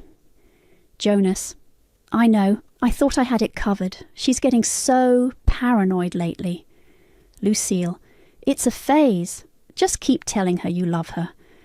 A little reassurance goes a long way in calming hysterics. Don't let her ruin this for you. Jonas, she almost caught me with the other phone last night. Had to do some fast talking. Rosalie, LOL, my sister, the detective. Just tell her it's for work. She'll believe anything if you say it nicely enough. She always does. They were laughing at me, coaching him. My own mother and sister were active, willing participants in my humiliation. They weren't just enabling him, they were scripting him. Every dismissal, every piece of concerned advice, every time they'd made me feel small and unhinged. It was all a calculated performance. I didn't cry. The pain was too deep for tears. It was a hollow, silent agony that settled in my bones. The woman who had woken up this morning, the one who apologized and tried to be better, was gone. She died right there at the kitchen table, phone in hand.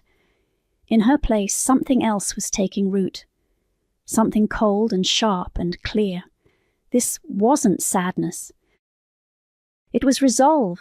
I took screenshots of everything, the texts, the call logs, the pictures. I emailed them to a new anonymous account I created on the spot. Then I called my work friend Penny. She's a data analyst, sharp as a tack, and the only person I knew who wouldn't feed me platitudes. Penny, I said, my voice eerily calm, I need your help with something. It's digital.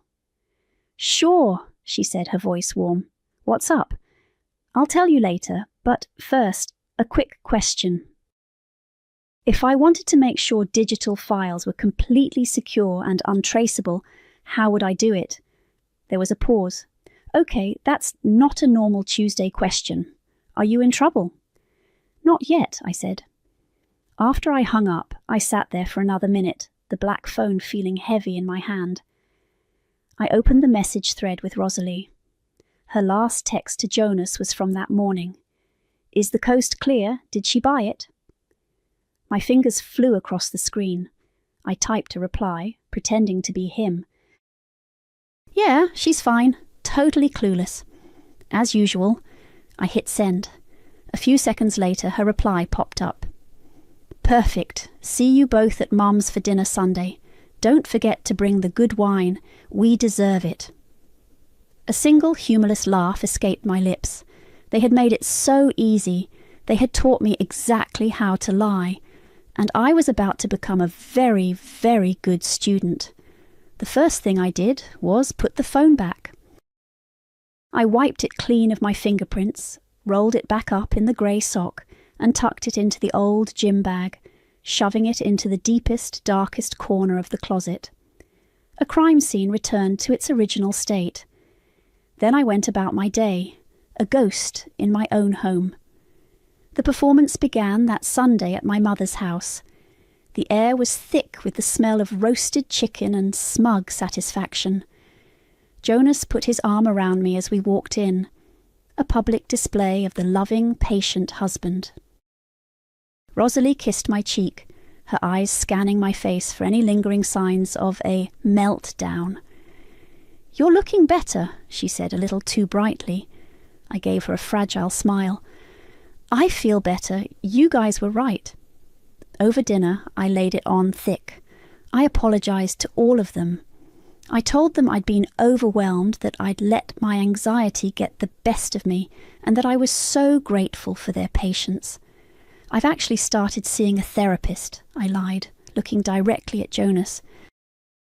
"She's helping me work through some of my trust issues. It's been enlightening." Jonas beamed, reaching across the table to squeeze my hand. "I'm so proud of you, honey. Whatever you need."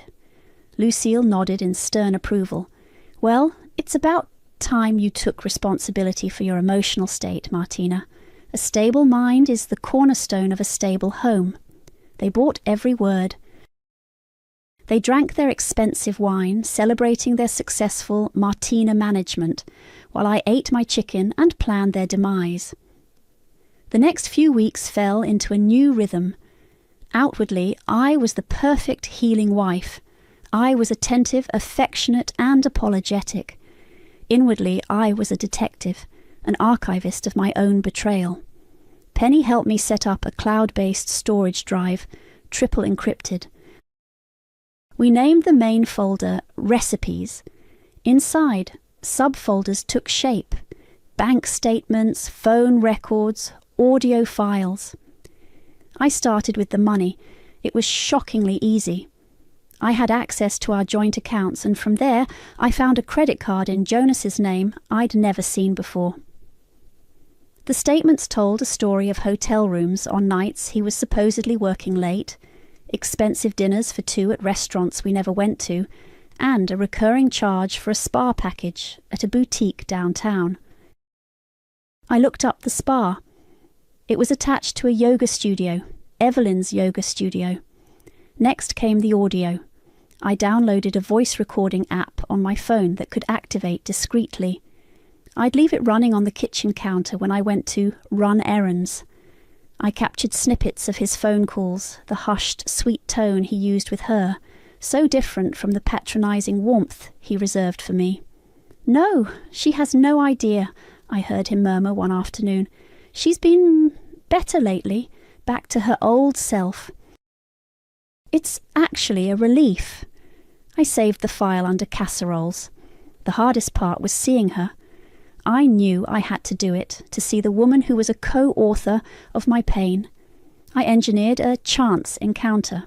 I knew from the credit card statements that she liked a small coffee shop near her studio. I went there one morning and sat with a book. Sure enough, she walked in, glowing in her yoga pants and perfect ponytail. She ordered a green tea. I stood up as if to leave, timing it so we'd reach the door at the same time. "Evelyn, hi, it's Martina, Jonas's wife. I don't know if you remember me." Her eyes widened for a fraction of a second before a professional calm settled over her features. "Of course, Martina, so good to see you." "I just wanted to thank you," I said, my voice dripping with sincerity. "Jonas was so stressed out for a while, and ever since he started your sessions, he's been like a new man." Whatever you're doing, it's working wonders." She looked flustered, a faint blush creeping up her neck. "Oh, well, I just guide the practice. He does all the work." "You're too modest," I said with a wide smile. "We should all get dinner sometime." I walked away, leaving her standing there with a confused look on her face. She didn't suspect a thing. She just thought I was the clueless, grateful wife. It was exactly what I wanted. That night, Jonas came home late again. He found me on the sofa, reading. He sat beside me and pulled me into a hug, nuzzling my neck. I didn't flinch. I leaned into him, letting him hold me. "I'm so glad you're feeling better," he whispered. I pulled back just enough to look him in the eyes, my expression soft and loving. "Thank you for being so patient with me." He smiled, that same charming, dishonest smile. I smiled back. In the pocket of my jeans, my phone was warm. On the screen was a gallery of screenshots I'd taken that afternoon from his second phone, a new batch of texts between him and Evelyn, planning their next session. He was holding a woman who was cataloguing his lies, and he was so arrogant, so sure of his own cleverness that he couldn't feel the chill. The perfect weapon is never a weapon at all. It's a gift, a gesture of love so grand and public that no one would ever suspect the poison hidden inside. My perfect weapon arrived in the form of a save-the-date email from my mother, celebrating 40 years of Lucille and Richard Daniels. My father, Richard, was a largely absent figure in our lives, a quiet man who preferred his study to family dinners, but Lucille insisted on marking every milestone with the pomp and circumstance of a royal wedding. This year, for their 40th, she wanted a proper party, not at her house, but somewhere elegant, a catered affair. An idea, cold and brilliant, bloomed in my mind. This was it, the stage. I waited a few days before approaching them, letting the idea of party planning stress build. Then, over another Sunday dinner, I made my move. "Mum, I've been thinking about the anniversary party," I said, passing the mashed potatoes. "I know how much it means to you, and I'd love to take care of it. All of it." 3 pairs of eyes stared at me. Jonas looked surprised, Rosalie looked suspicious, and Lucille looked intrigued. "What do you mean, all of it?" my mother asked, her fork hovering mid-air. "I mean, I'll find the venue, handle the caterer, the invitations, everything. My treat," I said, forcing a warm, daughterly smile. "Think of it as my way of saying thank you. For everything. For being so patient with me these last few months." The mood at the table shifted. Rosalie's suspicion melted into condescending approval. "Wow, Martina, that's a big undertaking. Are you sure you're up for it?" "I've never felt more clear-headed," I said, meeting her gaze. Jonas, ever the opportunist, saw an angle. "That's a fantastic idea, honey. In fact, I've been meaning to find a way to thank Tyrell Ramirez and some of my other associates for a big deal we just closed. A classy family party would be the perfect setting to show my appreciation." "We could invite them."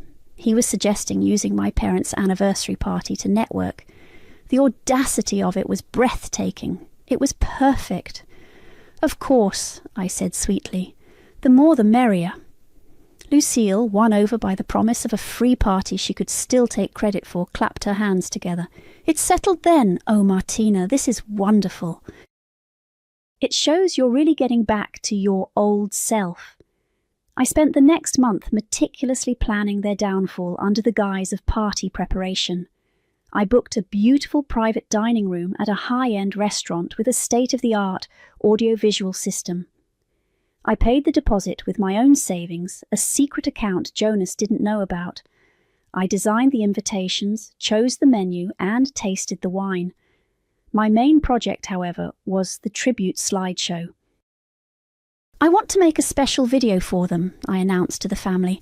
"A walk down memory lane. I'll need old photos, home videos, all of it."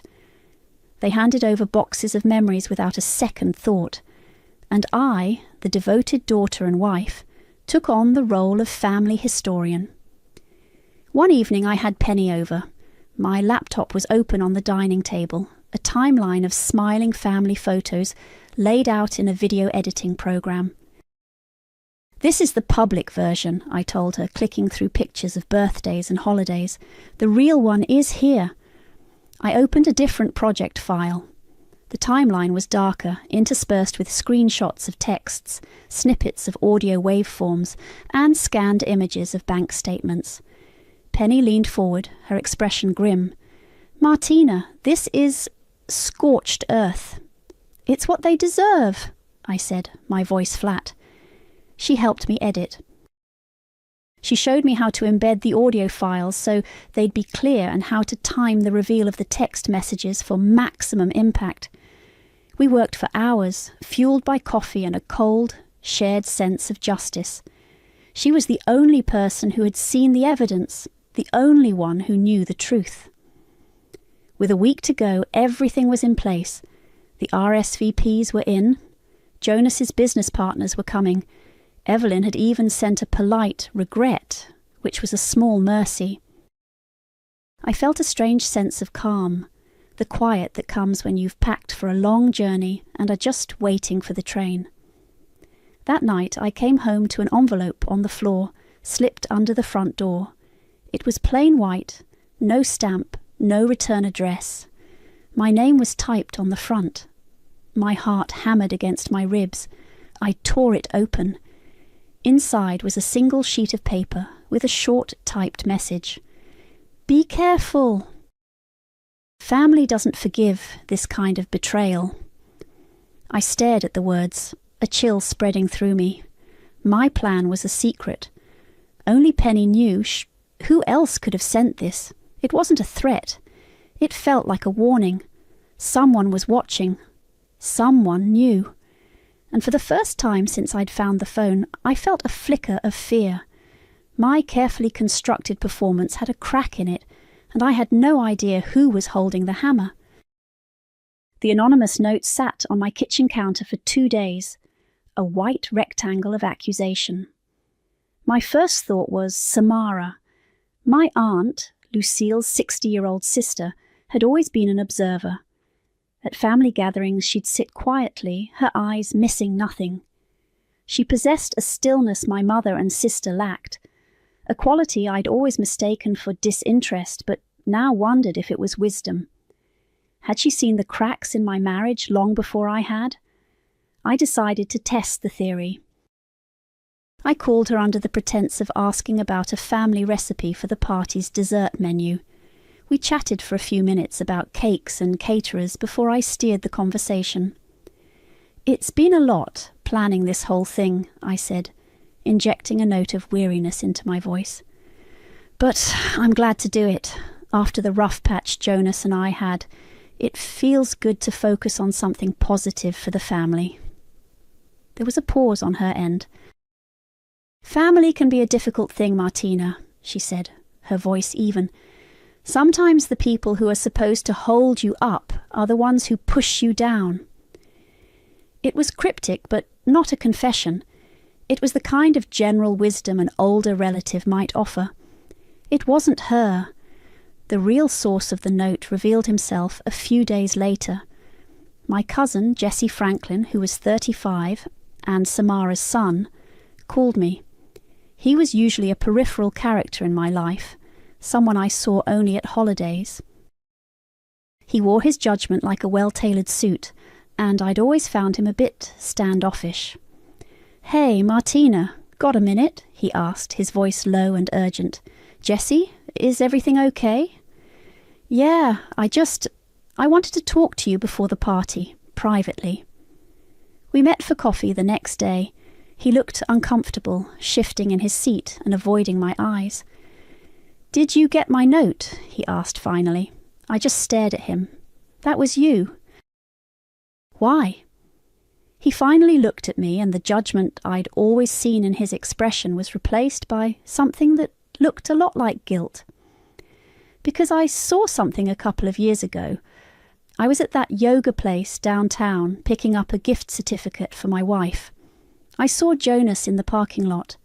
He was with a woman, the instructor.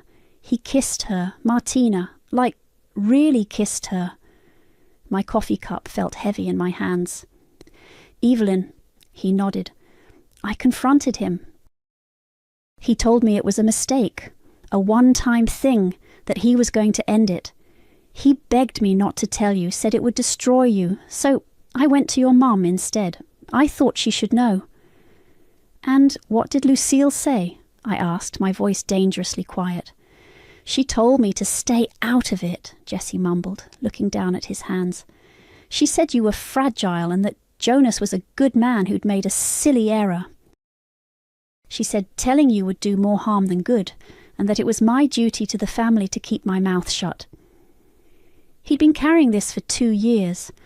My mother had known for 2 years.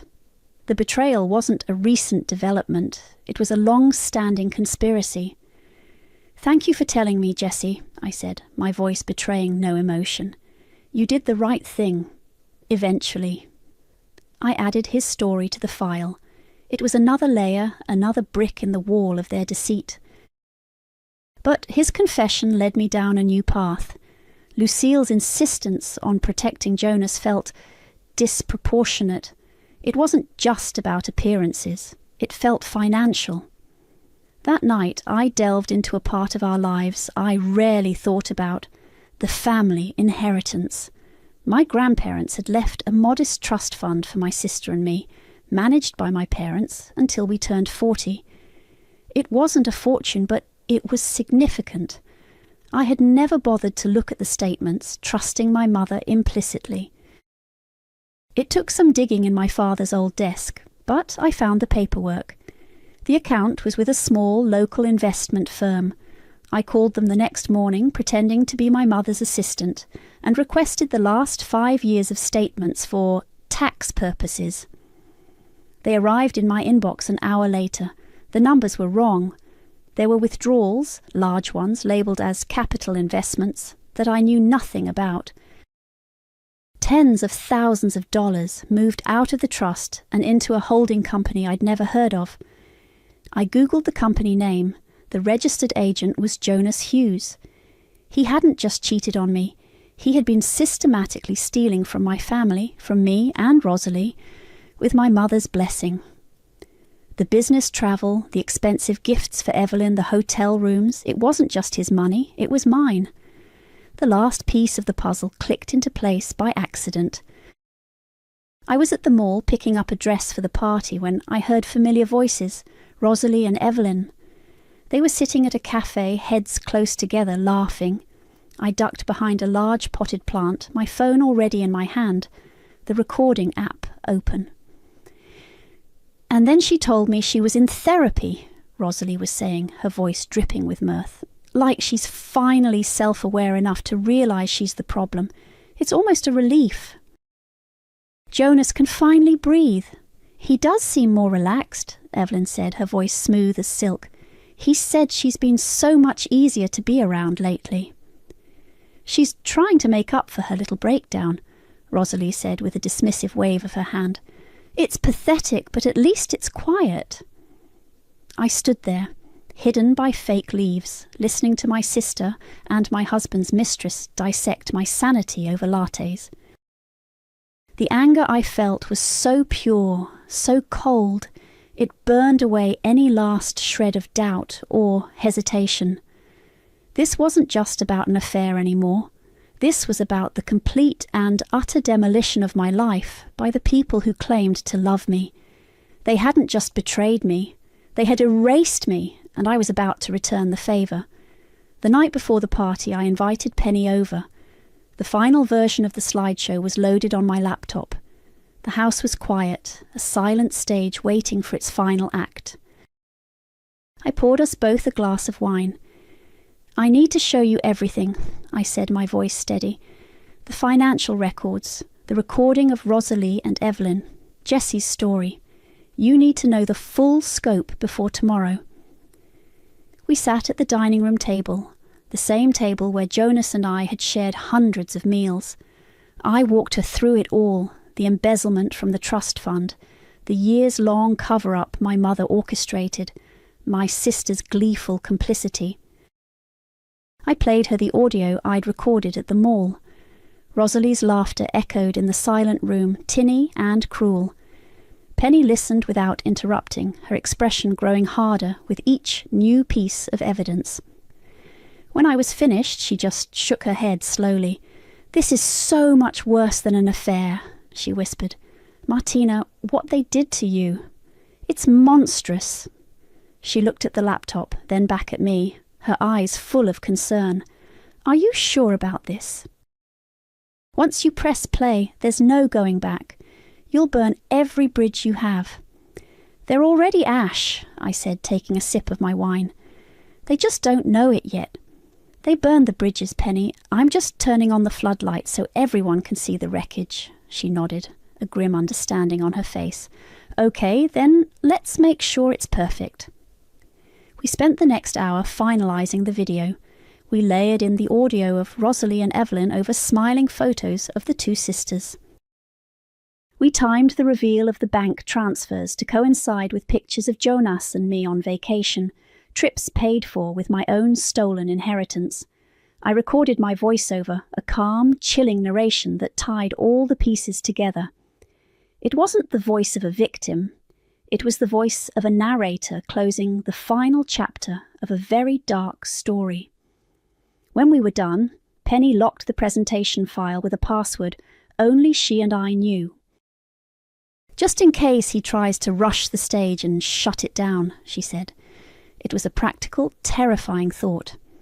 After she left, I walked through the house, a stranger in my own life. Every photo on the wall felt like a prop from a play I hadn't realised I was in. The wedding portrait in the hallway, the two of us smiling, felt like a cruel joke. I was in the bathroom staring at my own reflection when Jonas came home. He wrapped his arms around me from behind, resting his chin on my shoulder and meeting my eyes in the mirror. "There you are," he said, his voice a low murmur. "You seem different lately. Got your spark back." The irony was so thick I could taste it. It tasted like bile. For a split second I almost faltered. The man in the reflection was the man I had loved, the man I had built a life with. A wave of grief for the life I thought I had washed over me. What if I just deleted the file? What if I just let it all go and pretended I didn't know? But then I saw it in his eyes, the same condescending warmth, the same self-satisfied glint of a man who believed he had successfully managed his wife's little emotional crisis. He wasn't seeing me. He was seeing a problem that had been solved. I turned in his arms to face him, forcing a smile. "I just feel clear, ready for a fresh start." He leaned in to kiss me, a long, slow kiss that felt like a lie. I kissed him back, my mind a block of ice. It was the last time. Later that night, long after he was asleep, I went back to the bathroom. I stared at my reflection, at the woman they had tried to break. They had underestimated her. They thought she was fragile, emotional, easy to manipulate. They had never considered that a person pushed to the brink doesn't always shatter. Sometimes they sharpen. I leaned closer to the mirror, my breath fogging the glass. I practiced the words I would say, the final lines of my script. "I was never crazy," I whispered to the woman in the mirror. Her eyes, clear and cold, stared back at me. "But you're all about to be." The private dining room was exactly as I'd pictured it. Elegant, understated, and filled with liars. The low hum of conversation mixed with the clinking of wine glasses. My mother, Lucille, was in her element, holding court near the head of the table, while my father stood beside her, a silent, smiling accessory. Rosalie flitted between guests, her laughter bright and artificial. Jonas was working the room, shaking hands with his business associate Tyrell Ramirez and the other partners he'd invited. He caught my eye from across the room and gave me a proud, beaming smile, the loving husband so pleased with his competent, now stable wife. I smiled back, a perfect placid mask. Penny, seated at a table near the back, gave me a subtle, steadying nod. Dinner was a blur of polite conversation and bland food. I ate little, my stomach a tight knot of anticipation. Toasts were made. My father gave a short, mumbled speech. Rosalie spoke eloquently about the perfection of our family and the example our parents had set. It was all a beautiful, hollow performance. Finally, it was my turn. "And now Martina has prepared a special tribute for our happy couple," Rosalie announced, gesturing to me. I walked to the front of the room, my laptop in hand. I connected it to the projector, my movements calm and deliberate. The lights dimmed. A hush fell over the room. 40 years is an incredible milestone, I began, my voice clear and strong. It's a testament to love, but also to loyalty, to the secrets we keep to protect the ones we love. So tonight, I wanted to create something that honors not just the memories we display, but the truths we hide. I pressed play. The video started innocently enough. Old photos of my parents' wedding, pictures of Rosalie and me as children, soft instrumental music played in the background. My mother dabbed at her eyes with a napkin. Jonas put his arm around my chair, squeezing my shoulder. Then the music faded. A screenshot of a text message filled the screen. It was from the Martina management group chat. "Rosalie, she's getting so paranoid lately." A gasp rippled through the room. Rosalie's face went white. Before anyone could react, the next slide appeared. A bank statement showing a $20,000 transfer from the family trust to Jonas's holding company. My recorded voice filled the silence. It started with small lies. The slideshow became a relentless montage of betrayal. Text messages between Jonah and Evelyn, their words of love and longing plastered on the giant screen for everyone to see. Audio clips of Jonas on the phone, telling her he loved her. The recording of Rosalie and Evelyn in the mall, their laughter echoing through the stunned room as they called me pathetic. Jonas shot to his feet. "Martina, what the hell is this? Stop it!" He lunged for the laptop, but I was ready. I snapped the lid shut. "It's password protected, Jonas." The show continued. I narrated the story of Jesse's discovery, his words now typed out on the screen. She told me to stay out of it, to protect the family. My mother stared at the screen, her face a frozen mask of horror. This wasn't in her script. She was losing control of the narrative. Tyrell Ramirez and the other business partners were staring at Jonas, their faces a mixture of shock and disgust. This wasn't just a family drama, this was a public execution of his character. Their charming, trustworthy associate was a thief and an adulterer. The final slide was a simple, stark image of the holding company's registration, with Jonas's name clearly listed as the agent. My voiceover delivered the final lines. "To the people who broke me, thank you, because now there's nothing left to lose." The screen went black. The lights came up. Chaos erupted. Tyrell stood up, his chair scraping loudly against the floor. He didn't even look at Jonas. He just turned to his partners and said, "We're done here." They walked out without a word. My mother started to cry, not quiet, dignified tears, but ugly, gulping sobs of pure rage. "How could you?" she shrieked at me. "You've ruined everything." Rosalie, her face contorted with fury, marched toward me and slapped me hard across the face. The sting was sharp, but I barely felt it. I just looked at her, my expression unreadable. Jonas stood frozen, his face ashen. He looked from me to the empty chairs of his business partners, the full weight of his public and professional ruin crashing down on him. Evelyn wasn't there, but I knew the story would get back to her. She would finally see that she wasn't his great love. She was just a prop in his game, and now a casualty in mine. I picked up my laptop and my purse and walked toward the door. No one tried to stop me. As I left, I heard the beginning of the screaming match, the sound of a perfectly curated family tearing itself apart. I didn't look back. The funeral of secrets was over. I was the only one who had walked away from the grave. I didn't go home. I didn't even go to Penny's. I drove for an hour with no destination in mind, the slap still stinging on my cheek, until I found myself on a quiet, tree-lined street I hadn't visited in years. I parked in front of Samara's house. She opened the door before I even knocked, as if she were expecting me. She didn't look surprised, just tired. She led me inside, made me a cup of tea, and sat with me in her quiet living room. "Jessie called me," she said softly. "He told me what you did." I just nodded, wrapping my hands around the warm mug. "Your mother did the same thing to me 30 years ago," Samara said, her gaze distant. "My first husband, he wasn't a good man.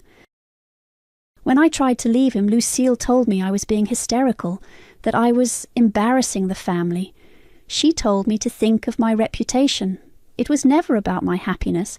It was always about her control over the story." We sat in silence for a long time. For the first time, I didn't feel like I was alone in the wreckage. I stayed with her for the next few weeks. My phone buzzed with blocked numbers and venomous texts, which I ignored. The world I had set on fire could burn without me for a little while.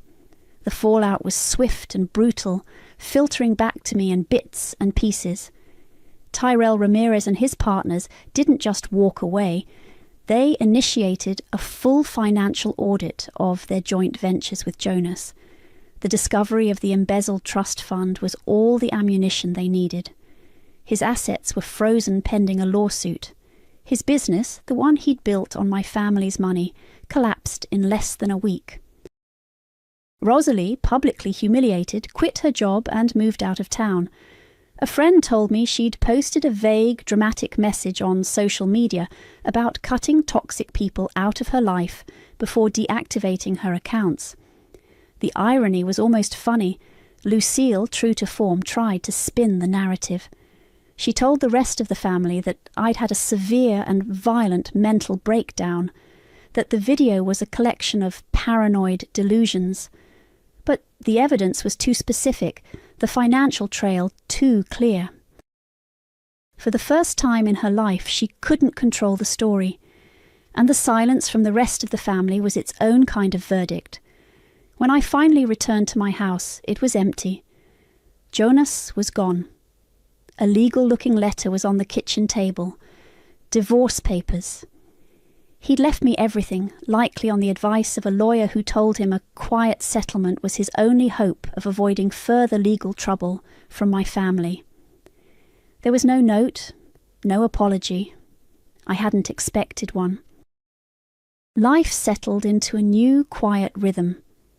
I saw Penny for dinner every week. I started going to a real therapist. I sold the house and found a small apartment in a different part of the city.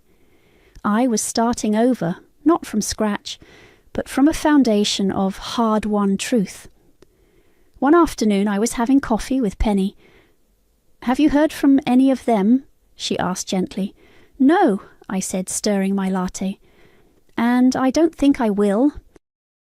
An apology would require them to admit they were wrong, and their whole world is built on the idea that they're always right. She reached across the table and squeezed my hand.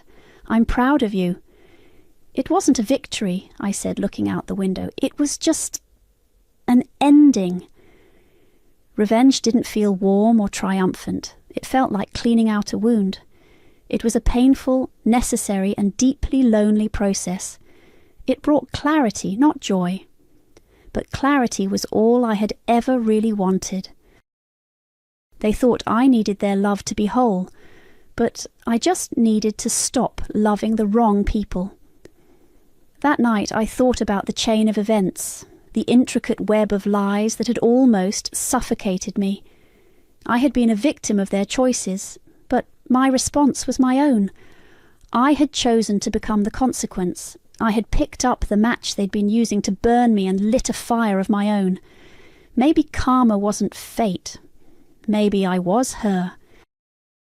The version of me that was willing to set the world on fire just to light my own way. I said yes because it was supposed to be 2 weeks. My name is Isla Sullivan.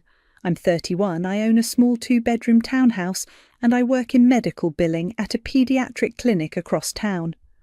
I'm the older sister, steady, practical, the one who has a labelled bin for batteries and a standing Sunday dinner at my parents' place. My sister Chloe is 26. She's funny until responsibility shows up. Her boyfriend Ross is 27 and does delivery app gigs. They showed up with 2 duffels and a plant that drooped within a day. "It's just 2 weeks," Chloe said in my doorway back in April, hair in a messy bun, charm switched on. "Our move-in date got pushed. It's a stupid clerical thing." "It's fine," I said, because I remember what it's like to scramble. "Spare room's yours. Please keep it tidy and no late guests. I'm up at 6. "Promise," she said, already lugging a bag in. Ross smiled and said, "You're a lifesaver," like he was handing me a compliment instead of a favour. The first few days were easy enough. I slid my office chair into the corner and cleared a shelf in the hall closet. We bumped into each other in the kitchen and laughed about it. Ross swore he'd Venmo me for groceries as soon as his bank cleared. I cooked simple: eggs, rice, roasted vegetables, and they ate whatever I put on the counter. I told myself it was nice to have company again. By the end of week 1, Ross's shoes multiplied by the door like they were breeding: running shoes, work boots, slides, until my entryway looked like a consignment bin. The sink always had one bowl sitting in it, with oatmeal cementing itself to the sides. I washed it because it was there, and I like a clean sink. "You didn't have to do that," Chloe said, breezing out of the bathroom in one of my towels. She didn't reach for the bowl. Their 2-week clock hit day 14, and Chloe said, "Our landlord says Monday, so like 2 more days. Is that chill?" She didn't wait for a full answer, just kissed my cheek like we'd agreed. Monday turned into Friday. "Slow work week," Ross said, tapping his phone. "I'll get you on Saturday." Saturday came and went.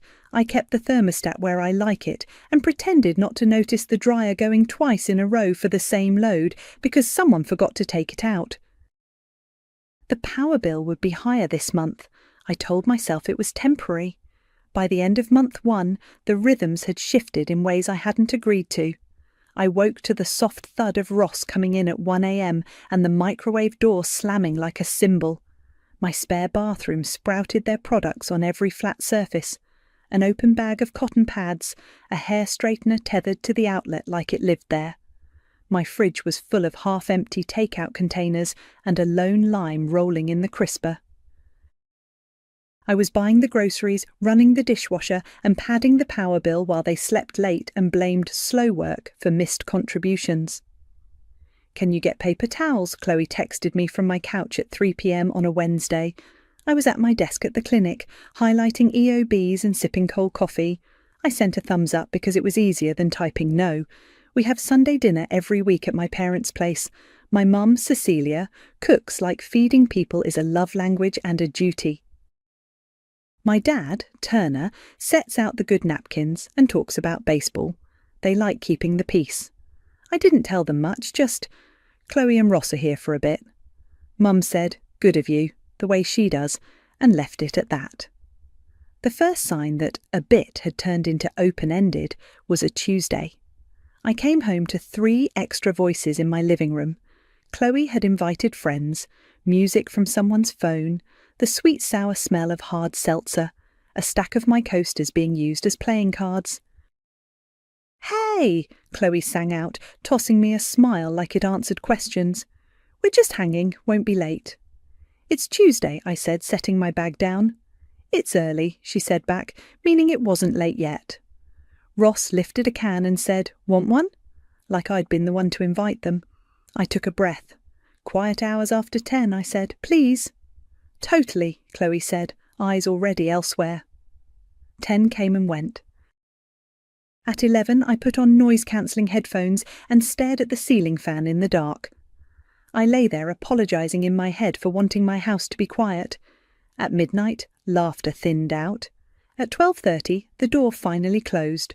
The next morning, I woke up before my alarm and stepped on a stray bottle cap in the hall. I picked it up and dropped it in the trash. My phone buzzed on the counter face down. The notification preview showed my cousin's name, Bailey. She and I send each other memes and family updates, random questions about recipes. I wiped coffee off my thumb and opened her message. Her text changed everything. Bailey's name lit up my screen with a little preview bubble. "You seen this?"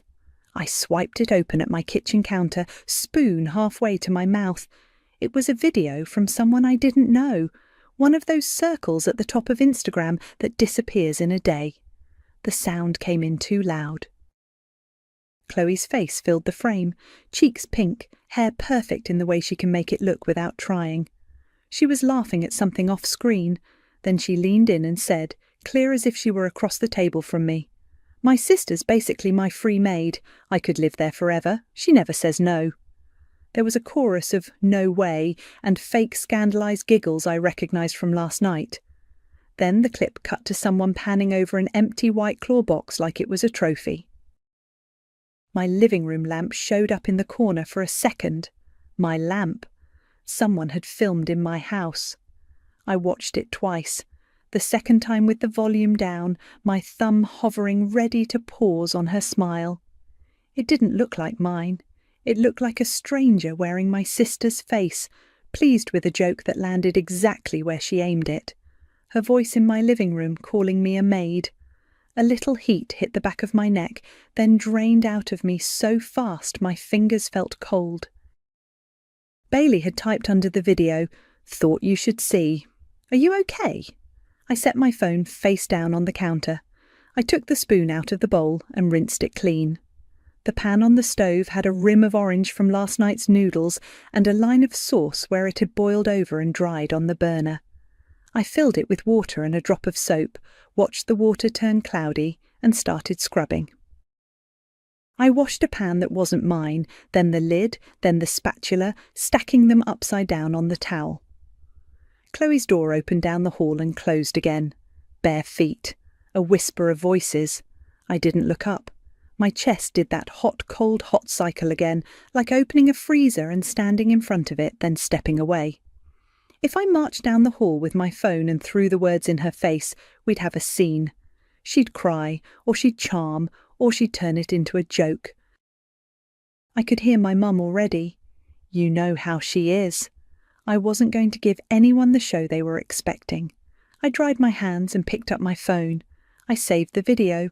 I tapped the 3 dots and screen recorded a copy, because the little circle at the top of the app evaporates in 24 hours and I didn't want to rely on anyone else's timing. I sent Bailey a single heart so she knew I saw it. Then I opened my laptop. Blank document. New file, untitled. I typed house rules in the header and stared at the blinking cursor. It felt a little like lining up spices with their labels facing out. Not moral judgment, just order. Rent due on the 1st, amount TBD. Utilities split, flat rate each month. No endless laundry cycles. Thermostat stays at 72 unless we talk. Quiet hours after 10 p.m, weekdays.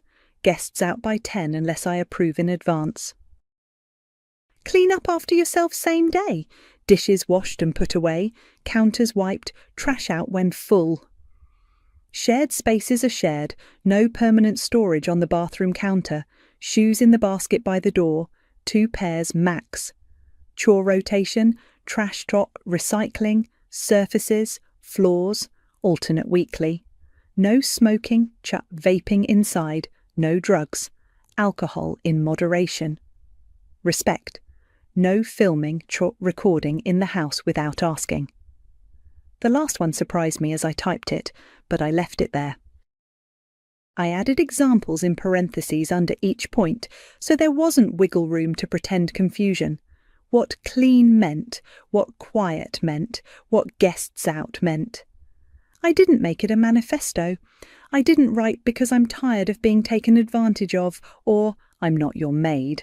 I just wrote down how a livable house works. My phone buzzed again. Bailey, call me later, and then again. Chloe, can you grab oat milk? I flipped the phone over and took a breath. I typed oat milk on my grocery list and circled it harder than it needed circling. Then I highlighted rent due on the 1st and made it bold. At the clinic, the morning moved in its usual rhythm. I keyed in CPT codes, checked dates of service, called an insurer about a denial. Lindsay leaned around my cubicle partition and slid me a granola bar with a grin. "You look like you need this," she said. "Thanks," I said, and meant it. I didn't explain anything. We had a stack of claims that needed to go out by 3. On lunch, I reopened my draft and started shaping it from a list into something you could hand someone. By living here, you agree to failure to comply may result in words that felt formal but not cruel. I added a line at the top, effective immediately. I left the amounts blank because I didn't want to guess and then change it later. Numbers need to be right when you say them out loud. In the afternoon, Chloe sent a selfie from my couch with my throw blanket bunched under her chin and the caption to me only, "We love you." A sticker heart covered the corner of her smile. I didn't answer. I went home on time, let myself in, and found the plant they'd brought slumped lower in its pot, leaves dull. I watered it. I took out the trash. I taped a note to the fridge that said, "House talk tonight at 7. At 6:59, I took the note down and folded it into the recycling bin. Not yet. Not like this. If I was going to do this, I was going to do it right, once, clean. No yelling in my own kitchen. No he said she said later. I closed my laptop and slid it into my bag. I put the saved video in a folder named House. Then I opened a fresh document and titled it something else entirely. Lease. I didn't bring it up that night.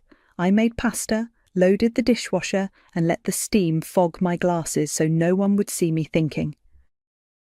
When they drifted to the spare room, I opened my laptop again and started over, not with house rules, but with something that mattered if someone rolled their eyes at it. I Googled month-to-month room rental, our state, and clicked through tenant law pages until the language stopped feeling like a foreign country.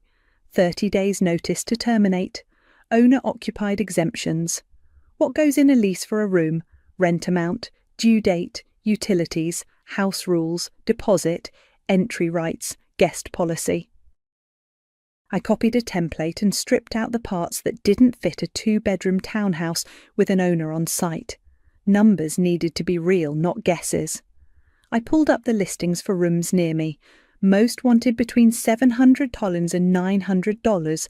I settled on $750 rent, due on the 1st, with a 5-day grace period and a $25 late fee after that. Utilities, $100 flat to cover water, electric, internet, trash. Deposit, $300, due on signing, refundable minus damages. I put those in bold on page 1. House rules went under a clean heading. Standards for shared living. No essaying. Bullets with examples. Quiet hours 10 p.m, 7 a.m, Sunday, Thursday. Guests out by 10, unless approved 24 hours ahead. Example, hangouts end by 10. No new arrivals after 9. Clean up same day. Dishes washed and put away. Counters, hot sink wiped. Stove under burners wiped if spills. Example, no bowls soaking overnight, no dried sauce on burners. Bathroom, no storage on counters, hang towels, wipe sink pot hair after use. Laundry, 1 load at a time, remove when done, no rerunning to fluff. Shoes in the basket by the door, max 2 pairs each. No smoking, vaping or drugs inside, alcohol in moderation. No filming, recording inside without permission from everyone present. I added a chore rotation. Week A, trash, recycling and surfaces. Week B, floors and bathrooms, alternating on Sundays. I included a small box to initial acknowledging received keys, front door, mailbox. Not scolding, just a system. Then I opened a fresh spreadsheet and started a tab called House Expenses Covered. Date, item, amount, note. Groceries I'd paid since April. The power bill bump after the dryer marathons and midnight microwaving. Paper towels, 4 packs, because a roll disappeared in a day when 3 people pretended it was napkins, placemats and a sponge. The broken lamp base I'd taped last week, Ross had knocked it over during a late-night story that required grand arm gestures. He'd said, "My bad," and held the shade back on like that fixed gravity. I taped the base and wrote "replace later" in my head. Now I gave it a line with a question mark for cost. The plant they brought drooped farther. I watered that too, then sat back down. My coffee went cold twice. I kept going. It was Thursday. Sunday dinner was already on, but I texted my mum anyway. "What can I bring?" She answered fast because she always does. "Just yourself. Maybe some bread if you want." Heart emoji. I typed, "I'll grab bread. See you around 5. I printed 2 copies of the lease and the house rules addendum. The printer chugged and spit them out in neat stacks that made my chest loosen a little. I slid them into a manila folder with a pen clipped on.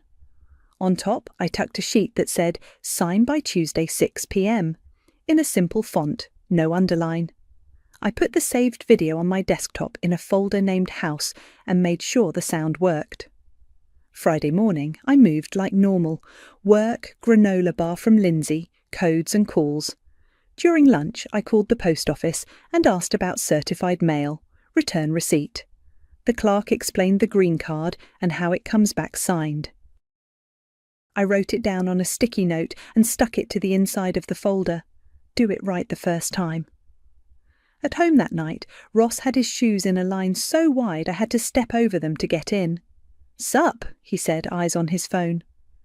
Chloe was on my couch with a towel wrapped around wet hair scrolling. "Sunday dinner at Mum's," I said. "You both coming?" "Duh," Chloe said, smiling up at me. "Mum's lasagna, wouldn't miss it." "Bring bread," Ross said, like he was helping. "I've got bread," I said, "and something to go over after we eat." Chloe's eyes flicked up. "Like what?" "House stuff," I said. "It'll take 10 minutes. She made a face that would have been funny if I didn't know it. "Can we not do this, Is? We're leaving soon anyway." "Sunday," I repeated, 10 minutes. She shrugged and went back to her phone. "Sure, 10. Saturday I cleaned the kitchen like I do before I leave a space where I'll have to say hard things. Counters wiped, sink empty, the good dish towel out. I tucked the manila folder in my tote with the bread and my charger. I rehearsed in my head while vacuum lines stitched neat rows into the rug. I love you. I need my home back. This is the path forward. It sounded stiff at first, like something off a website. I kept smoothing it until the words felt like mine and not an apology. That night, I lay in bed and watched the light from my phone clock move across the wall. From the hall, a whisper of laughter, then quiet. I put my hand on my chest and measured my breath with the rise and fall. Sunday was coming. I wasn't going to yell. I wasn't going to beg. I was going to hand over the paper and let it say what I needed it to say. Sunday smelled like garlic and butter. I tucked the bread under my arm, the manila folder in my tote, and rang the bell with my elbow. Mum called, "Come in," before I finished turning the knob. "Bread hero," Dad said, taking the bag and kissing my cheek. He had the game muted on the living room TV, scores crawling across the bottom like ants. Chloe and Ross came in behind me with a bottle of red someone had half-wrapped in tissue. "We brought wine," Chloe announced, already reaching for a glass. "Is this spaghetti?" "Spaghetti," Mum said, stirring the pot, "and a salad because I don't want to hear about scurvy." Ross grinned. "I was betting lasagna," he said to me, like we had a secret. I set the bread down and slid my tote into the corner by the hutch. My folder knocked lightly against the wood. I felt the weight of it like a hand on my shoulder and let the feeling sit. We ate. We passed Parmesan. We listened to Dad tell a story about the neighbours' new tomato cages. Chloe was good at this. The easy jokes, the "Mum, this is so good," the quick laugh when Ross said something that didn't land. I answered questions about the clinic and nodded when Mom asked if I'd seen the new paediatrician's dog on Facebook. Normal, normal, normal. I chewed, swallowed, sipped water and waited for plates to empty. When they did, I stood up and stacked them. "Leave it," Mum said, but I carried them to the sink anyway and came back with the folder instead. I laid out the copies of the lease like placemats, one in front of Chloe, one in front of Ross. Dad's hands went still on his napkin. Mum's smile didn't move, but her eyes did. "What's this?" Chloe asked, a little laugh already warmed up. I set my phone on the table, screen black. "This is a month-to-month lease for the room," I said. "Rent is $750 due on the 1st, utilities $100 flat, $300 deposit on signing. House rules are attached. If you sign by Tuesday at 6, we're good. If not, I'll send a 30-day notice." Chloe blinked like I'd switched languages. "Are you serious right now?" "Yes," I said. I tapped my phone and pulled up the video. "And I want to play something first." "Isla," Mum said softly, like she was stepping between kids. "Dinner table?" "It's the only table we all sit at," I said. I pressed play. Chloe's face filled the screen, laughing, leaning in, the line I knew by heart after 2 watches. "My sister's basically my free maid. I could live there forever. She never says no." Laughter, the empty white claw box, my lamp in the corner. The clip ended, and the table sounded loud with how quiet it was. Mum's jaw tightened in a way I'd only seen a handful of times. Dad looked down and folded his napkin in half, then in half again.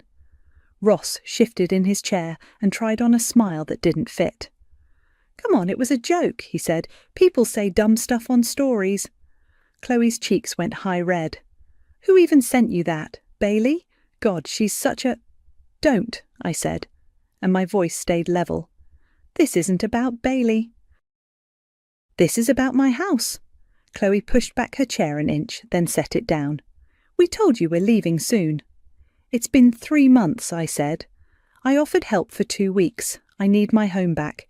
This is the path forward. You sign this by Tuesday at 6, or I'll mail a 30-day notice. No hard feelings." "No hard feelings?" Chloe's laugh was all edges now. "You play a video of me at Mum's table and drop a contract like you're my landlord." "I am your landlord," I said, calm. "Right now, without paperwork, this makes it clear." Mum touched my forearm, fingers light. "Do you really want to make this a thing?" "It already is," I said, and didn't pull my arm away or lean in. I just left my hand there on the table next to the paper with my name at the top. Ross glanced at the lease like it might bite him. "We can talk about it," he said, voice sliding into friendly. "We'll figure something out that works for everyone." "This works for me," I said. "If it doesn't work for you, I understand. Sign by Tuesday or I'll send notice on Wednesday." Dad cleared his throat like a chair leg catching on tile. "Maybe we all take a minute," he offered to the napkin in his hands. Chloe stood up so fast her chair tipped and knocked against the floor. The sound made the dog next door bark like it had been waiting. "I'm not doing this," she said. Eyes shiny, anger and humiliation layered so thick I could see both. "I'm not." "Chloe," Mum said, warning and worry all at once. Chloe grabbed her bag and left. The front door opened and shut with the kind of careful slam that says I'm not slamming, but you heard that, didn't you? Ross sat there for a beat, then stood too, hands up like he was not part of this, not responsible for the chair still askew. "I'll talk to her," he said to the room, then followed. Silence stretched. The sauce pot ticked as it cooled. "I'm not trying to embarrass her," I said finally. "I'm trying to not resent my sister in my own house." Mum's hand was still on my arm, and she squeezed once, then let go. I hear you, she said, voice tight. This is a lot. I kept it small, I said. Paper and dates. Dad set his napkin down in a neat square. Let me walk you out, he said, because that's what he can offer. In the driveway, the air smelled like cut grass. Dad hugged me and didn't say anything about sides. Mum hugged me and said, please be patient, into my hair, and then, quieter. I know you've been. I drove home with my tote on the passenger seat, the leases sliding a little with each turn. At a red light, my phone buzzed. I didn't check it until I parked and turned the key off. One text from Chloe. A single word. Wow. Monday was quiet in the way a room gets when people are avoiding eye contact. I left for the clinic early and came home to the TV murmuring and a stack of bowls in the sink like they were nesting. No one said the word lease. Chloe's bedroom door stayed closed. Ross slipped past me in the hall with a hey that slid off the floor. I made an omelette, ate it standing up, and set a timer to remind myself, Tuesday, 6 p.m. Tuesday morning, my phone lit up at 9:12. Mum, be patient. 9:14. You know how she is. 9:20. We're family. I typed and erased 3 drafts before sending, I love you. The deadline is 6. At lunch, Lindsay handed me half her chips across the divider. You look like you're doing math in your head, she said. Deadlines, I said, and smiled because I didn't have an appetite for the story. At 5:58, I sat at my kitchen table with the 2 copies of the lease and a pen. The clock on my microwave jumped to 6 with its soft digital blink. Nothing. No footsteps, no, hey, let's talk. My phone lit with Mum again. Maybe just give her a week. I set the phone face down on the lease and took a breath that felt like I'd been holding it all day. I opened my laptop and typed out the notice clean and formal. Notice to terminate month-to-month tenancy. Names spelled right, address, the date, effective move-out date 30 days from receipt. I printed 2, signed them both, and slid them into envelopes addressed to Chloe and Ross.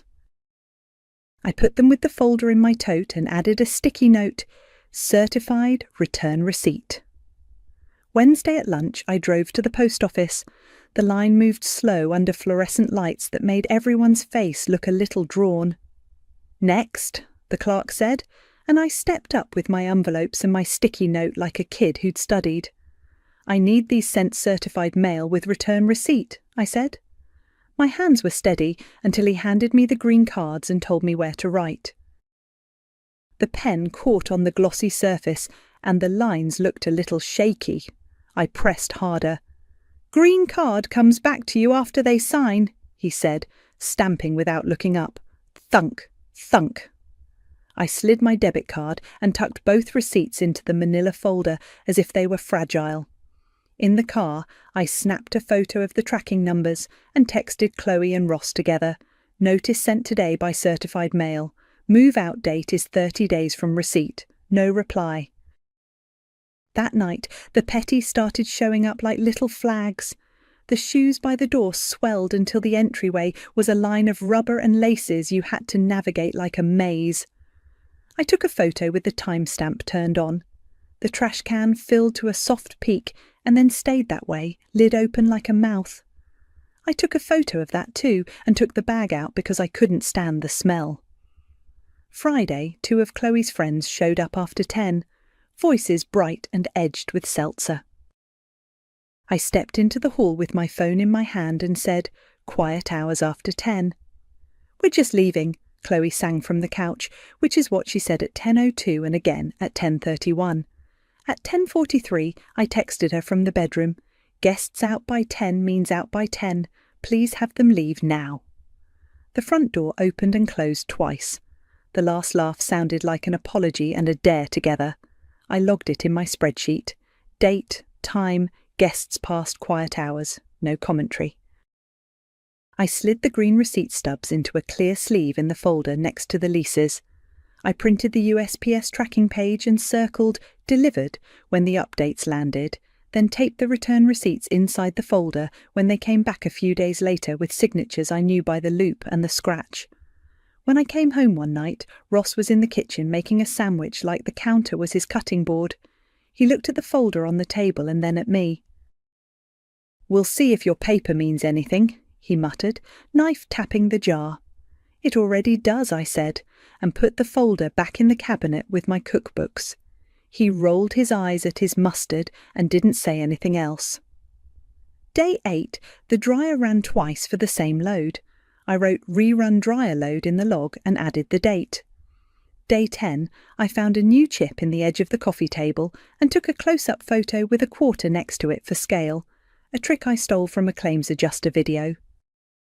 Day 12, Mum texted, "Can we all just sit down together?" I replied, "Everything is in writing." She sent a sigh emoji that looked like a cloud. On day 15, Dad called. He doesn't call in the middle of the day unless it's weather or something with the car.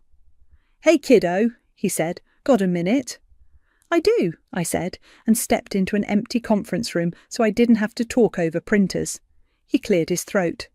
"Any wiggle room on that date?" "Your mother thinks maybe—" "The date is the date," I said, keeping my voice even. "I'm not moving it." "Okay," he said, not disappointed so much as absorbing it. "Okay, you need anything?" "I'm fine," I said. "Thanks for calling." Back at my desk, I added a line to the log. Day 15, Dad called wiggle room, reiterated date. It felt absurd to document that, but it kept me straight. Paper, dates, receipts. When I got home, the plant drooped again. I watered it without expecting it to perk up. The house felt both crowded and empty, people in it but no acknowledgement. I took out the trash again, wiped the counter, and put the folder back on the shelf. The clock kept moving. 30 days is a long time when you're counting, but every page in the folder made it feel shorter. Day 31 started with a text at 9:12 a.m. from Ross. "We'll be out by afternoon." I stared at it in the clinic break room with my coffee and granola bar and replied, "Leave keys on the kitchen counter. Send a photo when you're done." No answer. I went back to EOBs and denials, the steady work that never argues back. At lunch, I drove home to grab a package. The entry was clear for once, no shoe maze, just my basket by the door, empty. Their door was open. The bed I'd loaned them was stripped to the mattress pad. A roll of tape sat on the dresser like a period. No keys on the counter yet. I locked up and went back to the clinic. At 3:47, a photo pinged, my kitchen counter with 2 keys and the mailbox key fanned out like cards. No text, just the picture. I finished my last call, shut down my computer, and drove home with the kind of even breathing I do before blood draws. It hit me when I opened the front door, the quiet you don't notice until it returns. No TV murmuring, no clatter from the bathroom, no low conversation through the wall. Just the hum of the fridge and the faint buzz of the hallway light. I walked through like it was a model home and mine at the same time. The living room had a new stain right where the rug met the coffee table. A pink ring with a comet tail, seltzer or something worse, set in like it had shook hands with the fibres. The lamp by the couch, the one I'd taped after Ross's story with his arms, was done for. The base had split beyond the tape, the shade dented in one spot like a thumb had pressed too hard. In the kitchen, a blender-shaped hole sat on the counter, and an empty blender box was tucked into the recycling with the top half folded neatly, like they'd been thoughtful about their trash. I bought that blender last year after my old one sputtered out. I could see the charge in my bank app without even scrolling far. The refrigerator was clean in the way that says we ate everything we wanted and left what we didn't. A crusted jar of salsa sat in the door, rings of orange around the rim. I took a photo of that too, because complete tells a better story. I stood there for a full minute and listened to nothing. Then I got my folder. I turned on the kitchen light to cool white and started with wide shots, room by room, then close-ups, the rug staying with a quarter for scale. the lamp base from 3 angles, tape frayed, crack visible, the counter where the blender should be, the empty spot obvious next to the coffee maker, the keys splayed on the counter. I took that photo first because surrender matters. I pulled up my spreadsheet and added a tab, move out damages, line items, estimated cost, link or receipt. Rug, $240, screenshot of the exact model from the store site where I'd bought it, same pattern because I didn't want a reminder every night. Lamp, $110 for a near match, link attached. Blender, $220, screenshot of my original order confirmation from last year and a current listing. Cleaning, spot remover, rental upholstery cleaner, $50, receipt to follow. Subtotal, $620, deposit received, $0, total due, $620. I printed the spreadsheet and slid it into a sleeve behind the green certified mail cards. Then I sat down at my laptop and drafted a short message to both Chloe and Ross, itemised damages and replacements attached. Total due, $620. Please remit within 10 days to avoid small claims filing. Payment options, cheque, Zelle or cash. This is separate from rent, utilities, which were offered via lease and declined. Keys received 3:47 p.m. today. I attached the PDF and hit send. The dots appeared from Chloe, then vanished. 10 minutes later, Ross replied, "That lamp was already broken. Also, that rug stain was there. And we don't have your blender."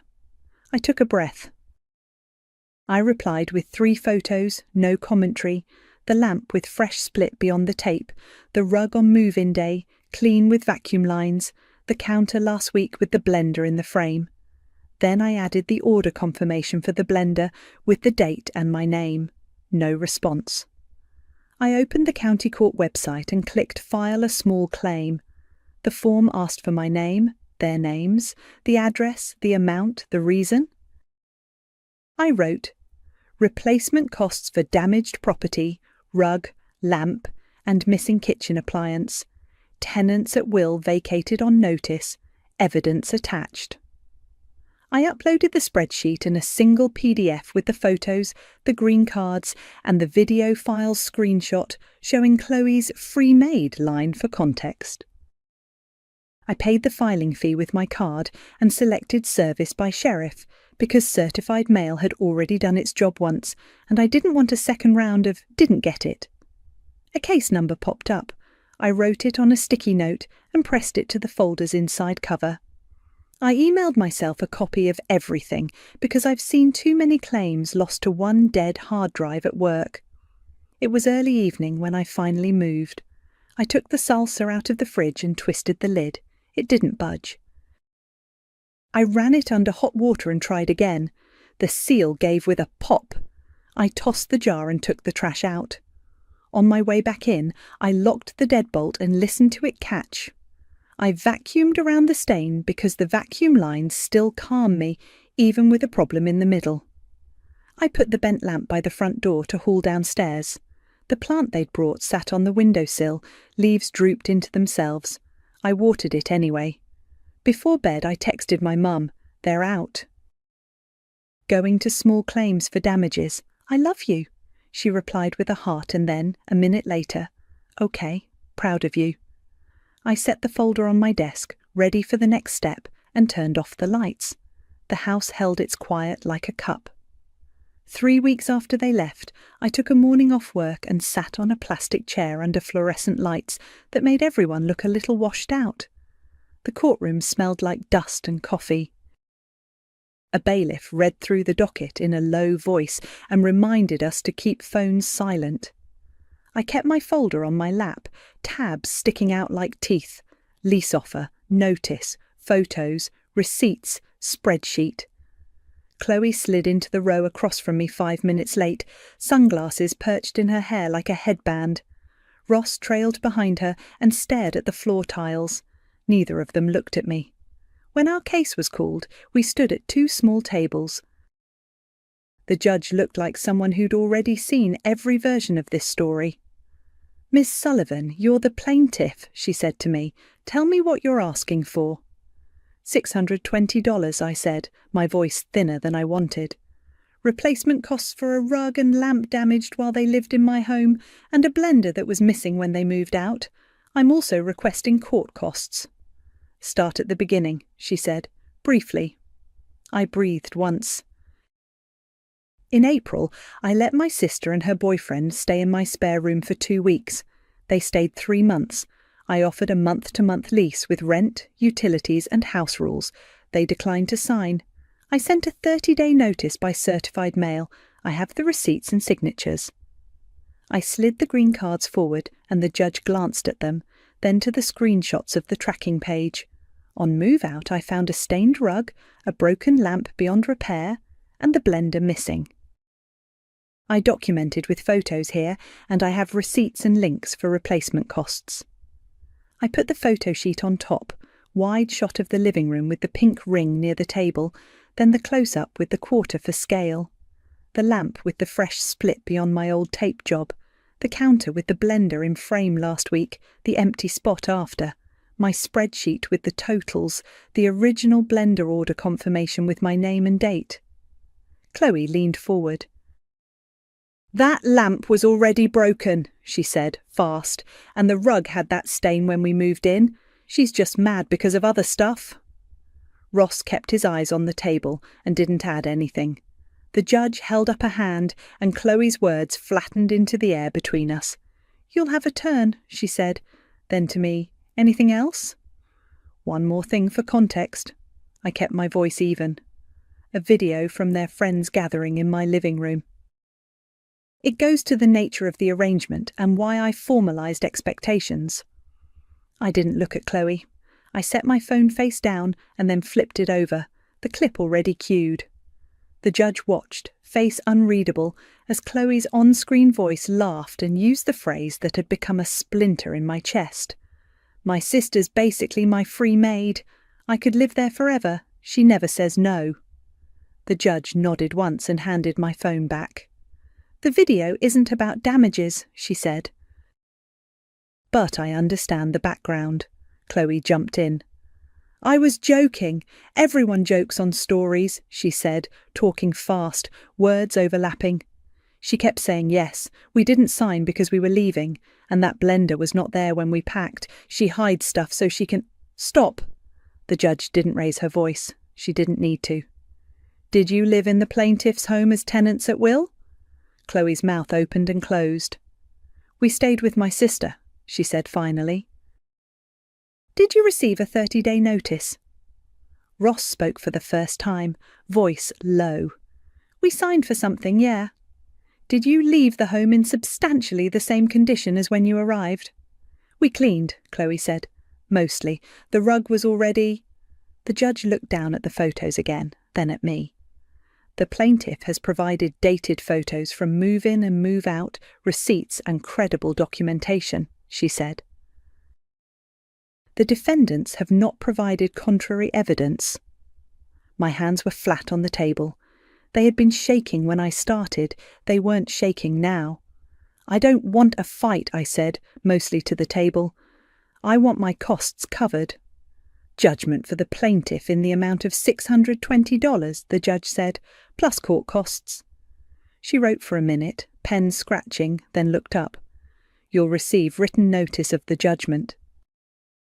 If payment isn't made, there are collection options available to you." The gavel's light tap was more final than it sounded. Outside the courtroom, the hall smelled like hand sanitizer and old upholstery. I put my folder back in my tote and zipped it. Chloe turned toward me, one hand on her hip like we were teenagers in our parents' driveway again. "You're not my maid anymore," she said, words edged like a dare. "I never was," I said. I didn't raise my voice. I didn't wait for a reply. I walked toward the elevator, breathing like I'd managed a good mile without stopping, steady in, steady out, a rhythm my body could keep. In the parking lot, my phone buzzed. "Mum, how did it go?" I typed. "Judge awarded me $620 plus costs." It was calm. "Love you." She sent back 3 hearts and then, a minute later, "Proud of you." I sat in my car for a moment with my hands on the wheel and the sun warming the dashboard. Across the lot, Ross leaned against a pillar, scrolling. Chloe flicked her sunglasses down and said something I couldn't hear. I turned the key, pulled out, and didn't look back in the rear view longer than I needed to. The road home was short. The house would be quiet. The stain was still there, and the lamp still bent, but the judgment had a weight to it that felt like something settled. Paper, dates, receipts, and now a ruling. 2 weeks after court, I slid a fresh lease across my kitchen table.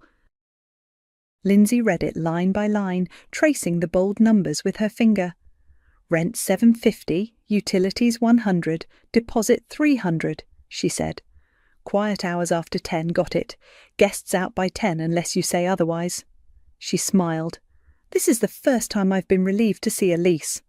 Same, I said, and handed her a pen. We initialed the chore rotation, week A and week B, and the key receipt.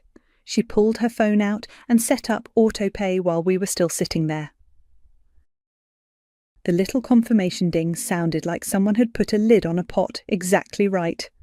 I'm bringing just a bed and a dresser, she said. I'll wipe the counters I touch and text before anyone visits. I know the drill.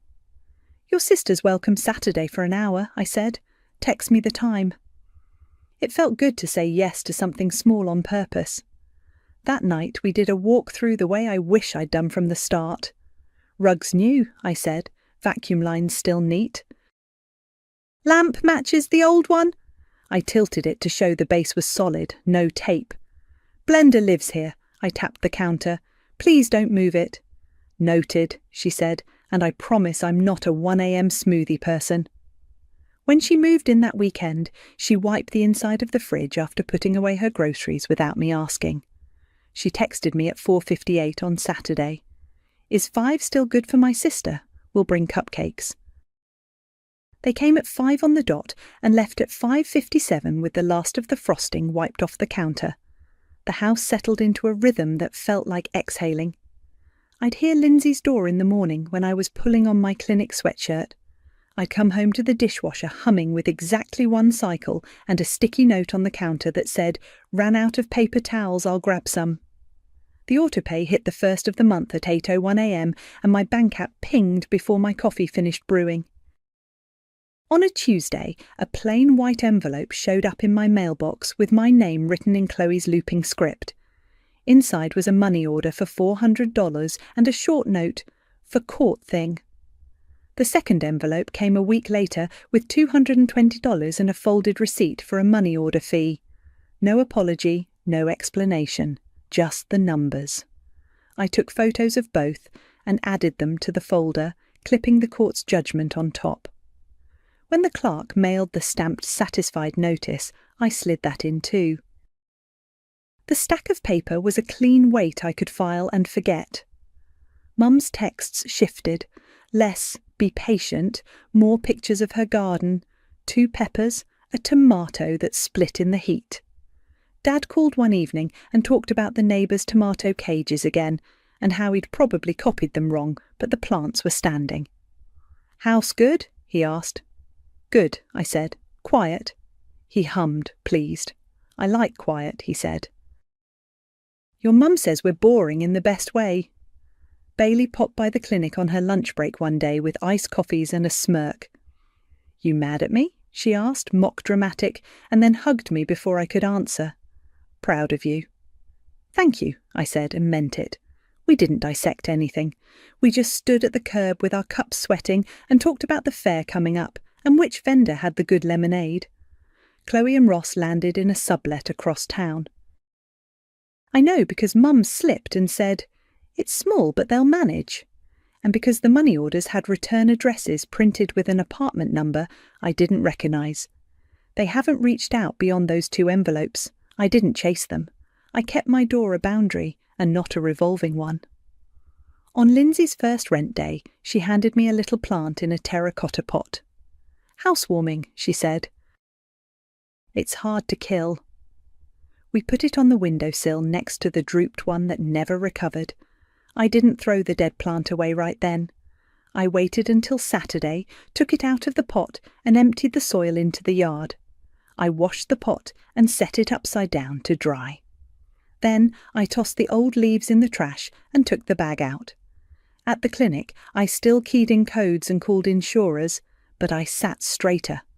Work felt like work, not like the place I caught my breath before going home. The girls at the front desk started a text chain about a potluck. I volunteered to bring bread and a salad without feeling like I was choosing between nice and no. On a Sunday, I went to my parents' house with a loaf of bread under my arm and nothing in my tote but a charger. The game was on, muted. Mum's lasagna smelled like the inside of a memory. We ate and talked about cutworms and whether Dad should give up on basil. No one said anyone's name like a problem we were trying to solve. That night back at my place, I rinsed 2 plates, wiped the counter and turned off the kitchen light. Lindsay's door clicked shut at 10. I locked the front door and listened to the bolt slide home. It didn't sound like a barricade. It sounded like a decision I made for myself. I still love my sister. I love my peace more. The difference now is I act like both are true. The monitor kept time for my dad, while the folder in my tote kept time for me. My name is Sella Hayes. I'm 31.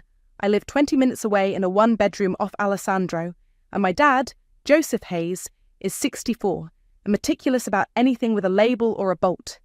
He was 2 days out from emergency surgery for a perforated ulcer, sedated and intubated in the ICU at Riverside Community Hospital. Visiting hours didn't start until 10. I sat there at 7:40 a.m., counting the green blips and watching his chest lift around a clear tube, the way the nurse had said was normal. Before they wheeled him back, he'd squeezed my hand and said, "If I'm out of pocket, keep the home standing." 2 weeks earlier, after he first landed in the ER, we'd spent a morning at his bank in Canyon Crest, signing what we needed to. Me added to his safe deposit box card, his notarized letter authorizing me to handle the house and bills while he recovered, and permission to get information on his utilities. He hated paperwork, but he hated loose ends more. I printed copies of everything and stuck them in a blue folder with the deed to the house, his name only, and photos I'd taken of his garage wall. Wrenches hung smallest to largest, bits in a blue box, red drills scented like a cherry on a Sunday. Sandra Martinez had been living at his place informally since January. She's 52, warm when she wants to be, and she slid into the house the way a guest stays after a weekend. She called it us. Dad called it for now. He'd given her a key because he hates making anyone feel unwelcome, and because he was tired of eating alone. I had a key too. I've had one since I started driving. I'm the one who waters his ferns when he goes fishing and sets his thermostat to a number he'll actually keep. I texted my sister, Leah. She's 28 and in Phoenix. Just a selfie of me with a paper cup and a thumbs up.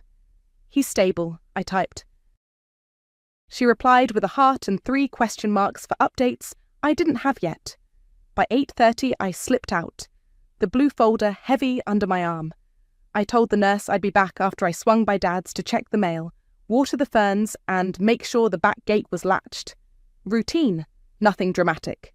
I drove straight to the coffee place on Central and bought a large drip, black, and a blueberry muffin because breakfast had been a handful of peanuts from my glove box. The barista wrote, "C'est là," right, and I took it as a small win. Dad's house sits on a quiet street with old sycamores that drop bark like puzzle pieces. Keith across the street waves at anyone who drives slower than 20, and Sophia next door notices when trash bins migrate. Dad built the garage shelves himself. He likes his things where he can find them. He keeps the mower gas in a red can on the bottom left, and his records in the den beneath the window fan. I turned onto his street a little before 9, thinking about ferns and bills and whether Sandra would be sleeping in.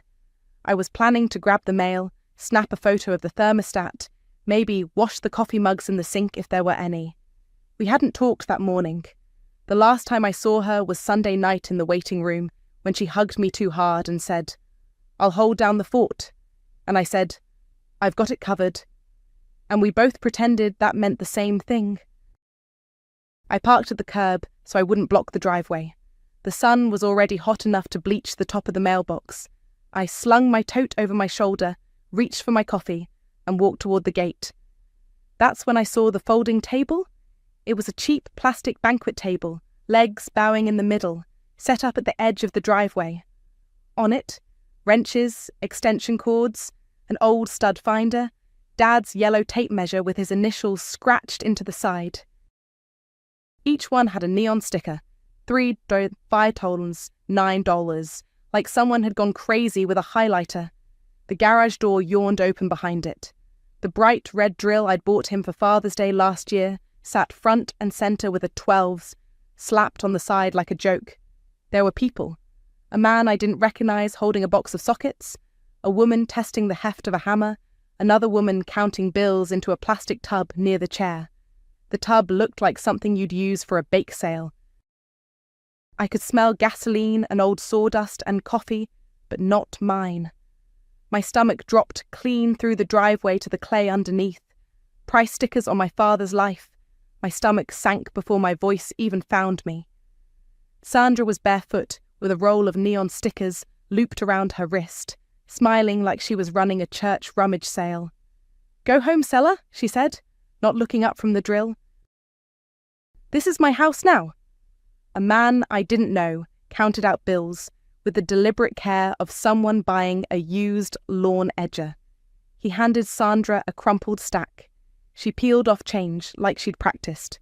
By her plastic tub, clear, with a pink lid snapped under her chair, I counted maybe $260 in loose cash, and ones rolled into rubber bands. I set my coffee on the corner of the table so I wouldn't drop it. The muffin was still in the bag, blueberry bleeding through the paper. My tote slid down my shoulder. I took a breath. 2, 3. The garage smelled like hot rubber and the lemon cleaner my dad keeps under the sink. His red drill gleamed like it had a pulse. "Where are you taking the money?" I asked steady. Sandra shrugged. "Groceries, gas, life." She put a sticker on a box of mixed screws. "You weren't here. Somebody has to keep things moving." "My dad is here," I said, tapping the folder in my tote with one finger. "He's in the ICU. His name is on the deed." "We're not doing a yard sale today." She finally lifted her face to me. Her smile flattened. "We," she repeated, like the word tasted bad. "You don't get to tell me what to do. He told me I could manage the house." Behind her, the guy with the sockets shifted, suddenly interested in the crack in the driveway. A woman with a stroller put the hammer back. Across the street, Keith paused at his mailbox and didn't wave. Sophia stood at her porch rail with a dish towel twisted between her hands. I stepped closer and picked up the drill. It was heavier than I remembered. The neon sticker said $12, like the price of a cheap pizza. I set the drill back down, opened my folder, and slid out a printed receipt from my email. The Father's Day order from last June. The model name, my card's last 4. The date. The ink was still crisp because I'd printed it last week when I organised the folder, anticipating exactly nothing and everything. "Everyone," I said, not loud but clear. Pause. The word carried. The chatter died one conversation at a time. Even the wind seemed to hold its breath. I laid the receipt on the table next to the drill and kept my hand on both like they might float away. "That's his," I said, to the group as much as to Sandra. "A gift from me to my father. None of this is for sale." Sandra laughed, but it was thin. "Sella, honestly, you're being dramatic. He said—" "I heard what you said he said," I cut in, keeping my voice even. "He also told me, if I'm out of pocket, keep the home standing." I looked to the man with the sockets. "These are not hers to sell?" He swallowed, set the box back on the table, and backed up a step. The woman with the stroller wandered toward the curb like she'd remembered an appointment. A kid on a scooter scooted away. Cash rustled in the tub when a breeze caught the bills. Sandra put her hands on her hips. The roll of stickers swung like a bracelet. "Look around. I live here. I've been here since January. I cook in that kitchen. I clean this garage. I'm not stealing. I'm making space. You don't even mow the lawn." "I'm not arguing housekeeping," I said. I'm telling you to stop selling my dad's property. I slid my phone out and opened the non-emergency number I'd saved after our morning at the bank. We're going to pause and get a civil standby. Don't you dare call the police on me, she said, voice dropping.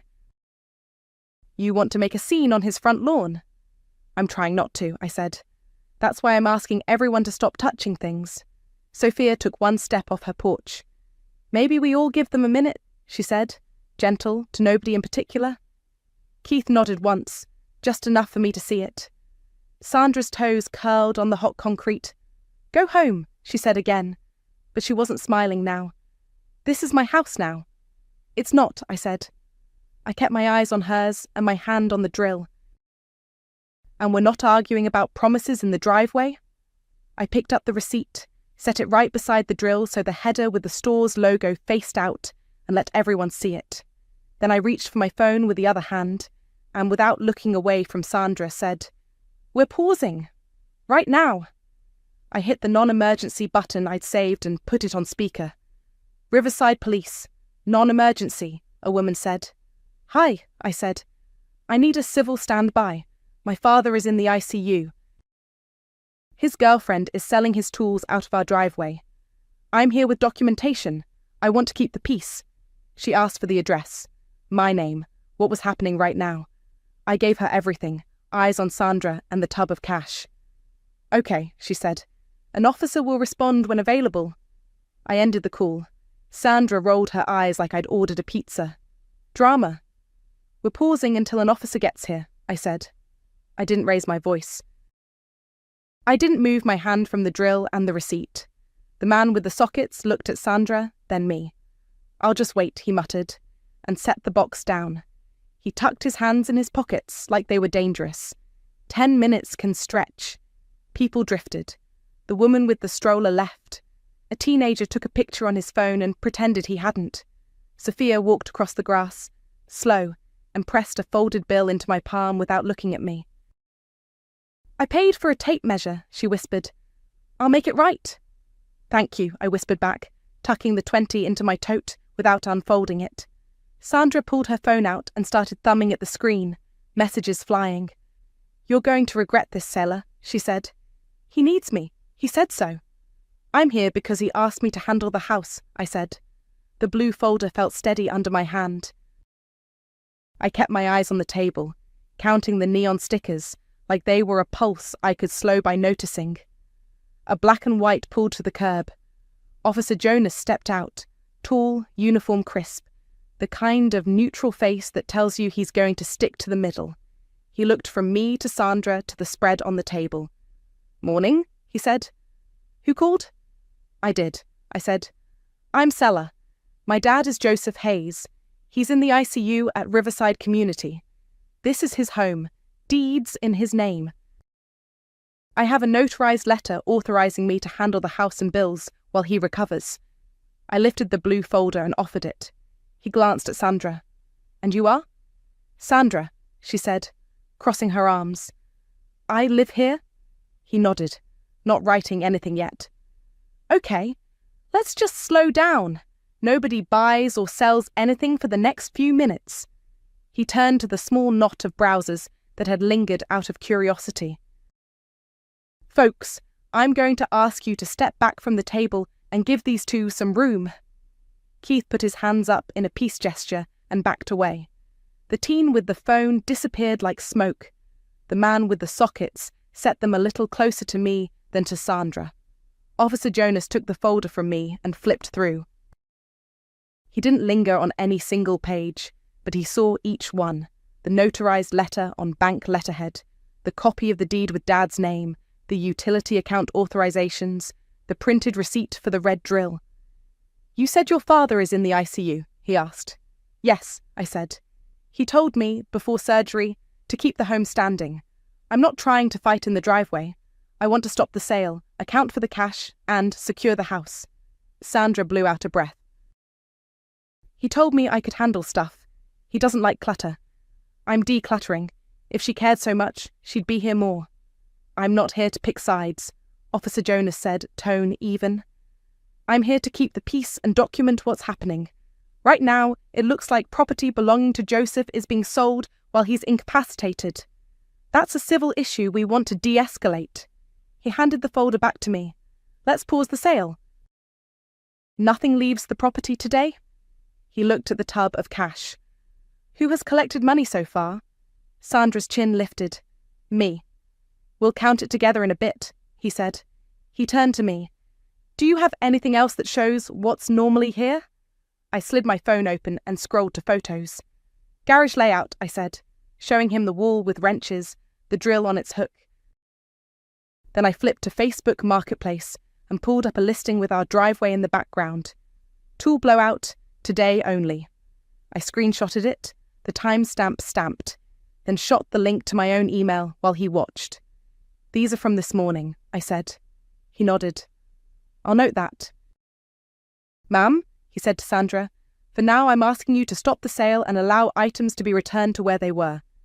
Keith stepped forward without being asked and quietly set the sockets on the table, then on second thought carried them to the garage wall where the empty hook waited. Sophia picked up the tape measure she'd tried to buy and placed it on the shelf. The two strangers who had hung back exchanged a look and slipped away. Sandra stared at me like she could set me on fire with her eyes. You don't get to march in and... I'm not marching, I said. I'm putting things back until my dad can decide what happens to his own tools. Officer Jonas looked at me again. Do you have a plan to secure the house? Yes, I said. I glanced at the front door. The deadbolt was old brass, sticky when it rained. I pulled my phone up and scrolled to my contacts. I'd saved a locksmith last fall when I rekeyed my apartment. Angel, mobile service, fair prices. I tapped the name to open the number. Sandra crossed her arms tighter. You can't change the lock, she said. I met her eyes and let the phone ring in my ear. Angel picked up on the second ring.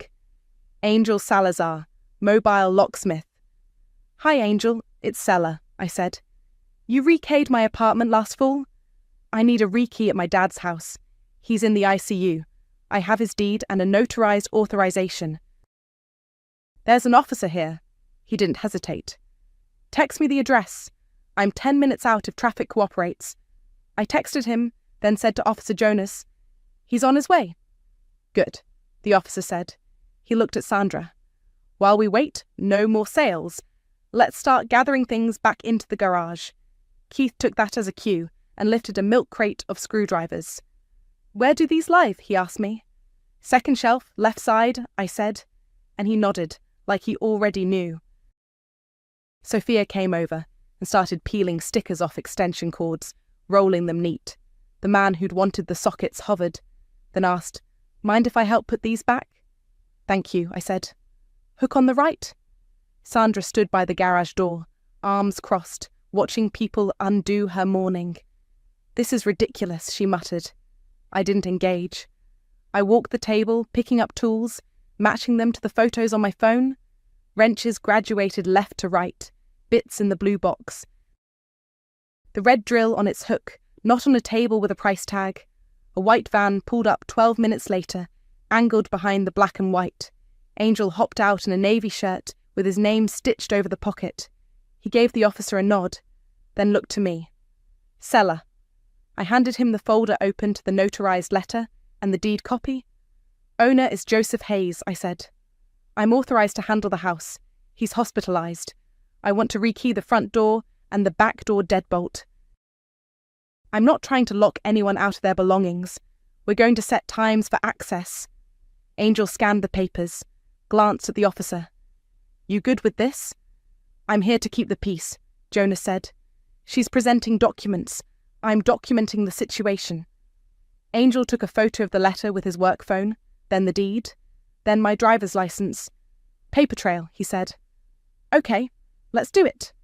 Sandra let out a loud sigh. Unbelievable.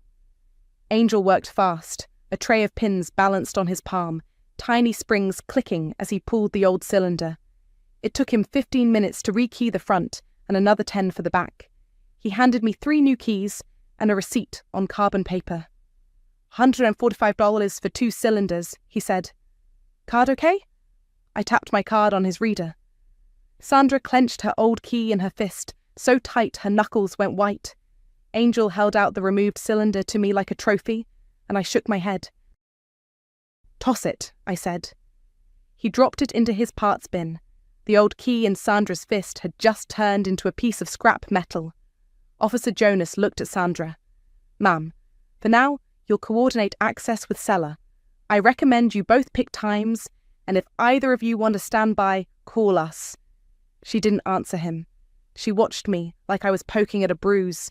I turned to the table. "Let's count the cash," I said. We set the plastic tub on the hood of my car where everyone could see. I counted out loud, slow. 1s and 5s, a couple of 10s, a 20 pasted flat from humidity. 260 even, I said. I pulled a yellow pad from my tote and wrote a simple receipt.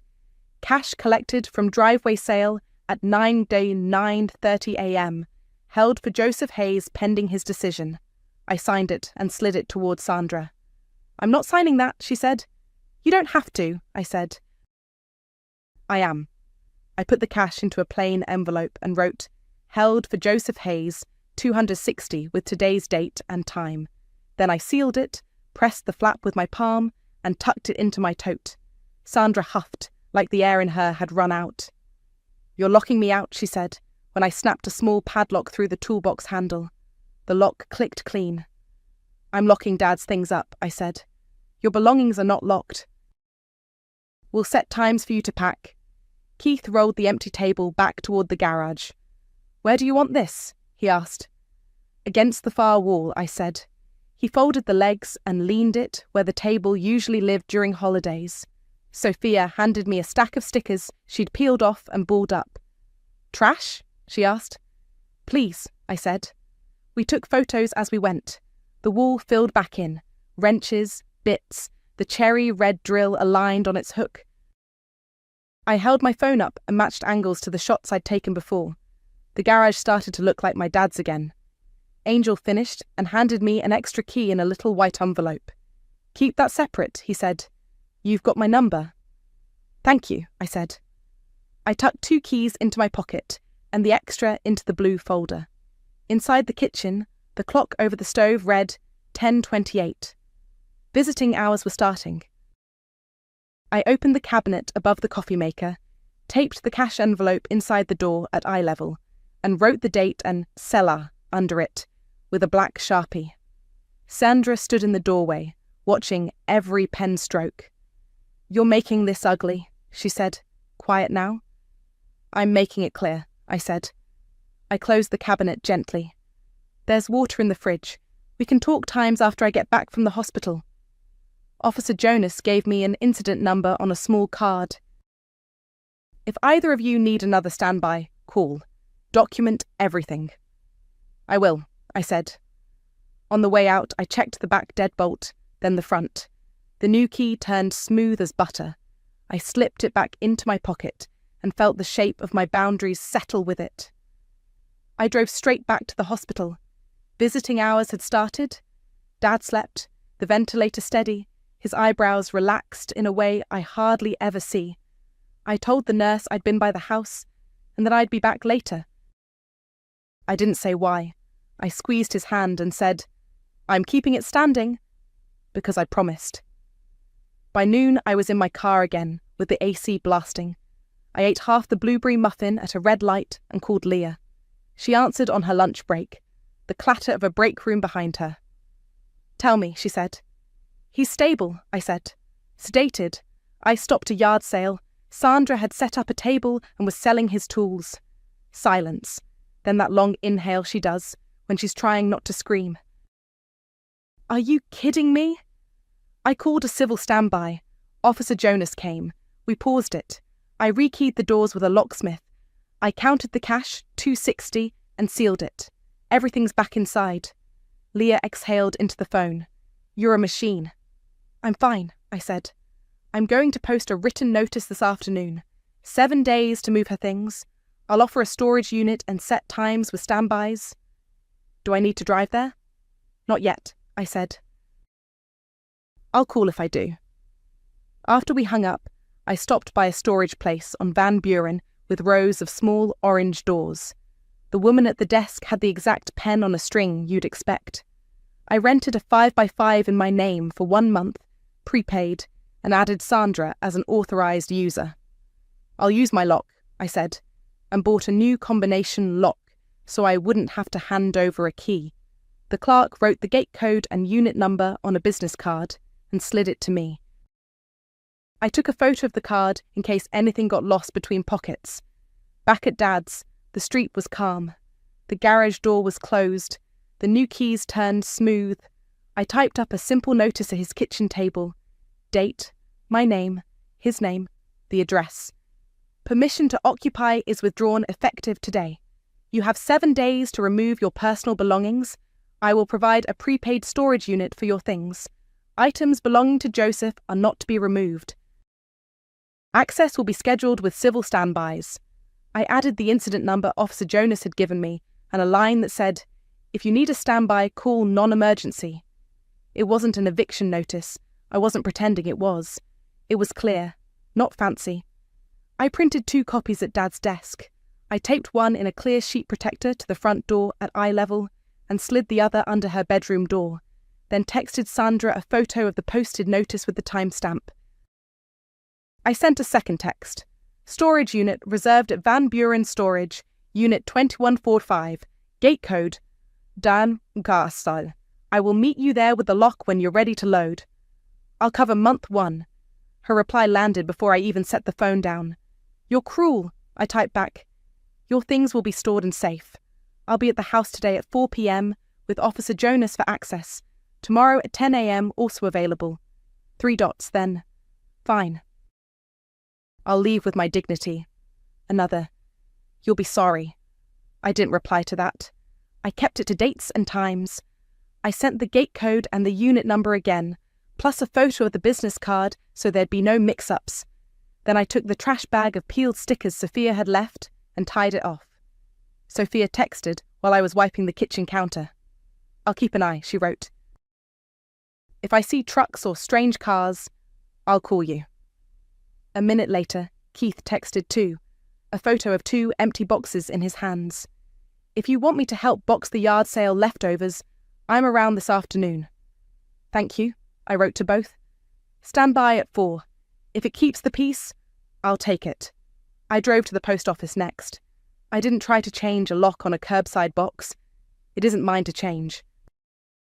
I put a hold on Dad's mail for 30 days and added my name as an authorized agent on the PS form 3801 so I could pick it up at the counter.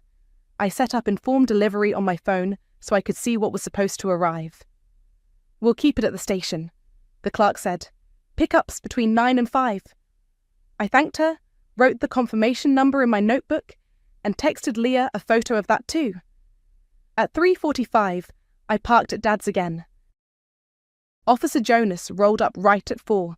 Same calm face, same notepad. "We doing access?" he asked. "Yes," I said. 7 days written notices posted.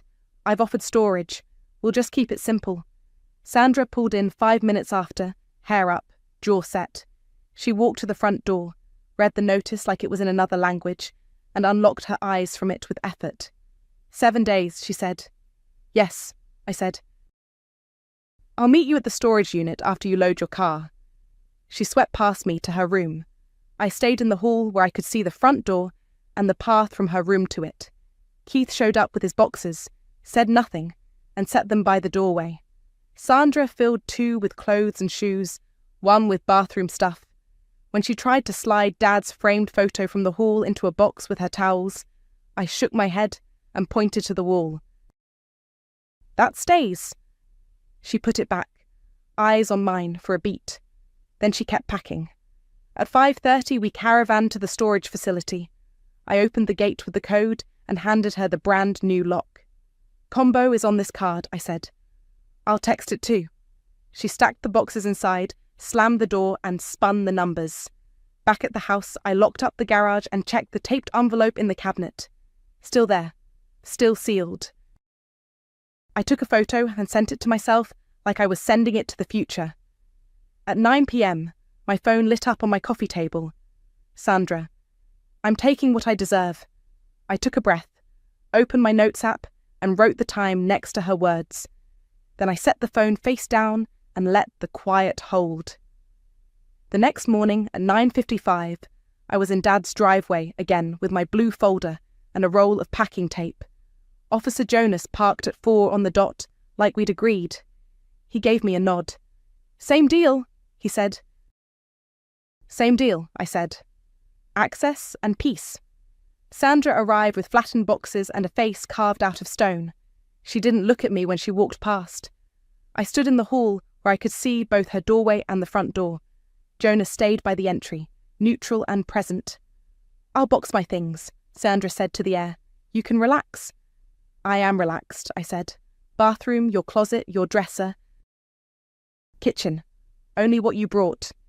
She filled 2 boxes with clothes, one with shoes, one with hair tools and makeup bags. When she came out holding Dad's framed fishing photo tucked under a towel, I pointed to the wall. "That stays." She slid it back onto the nail, jaw set. "He said I could have that one," she said. "I'm not arguing promises," I said. "I'm protecting his home."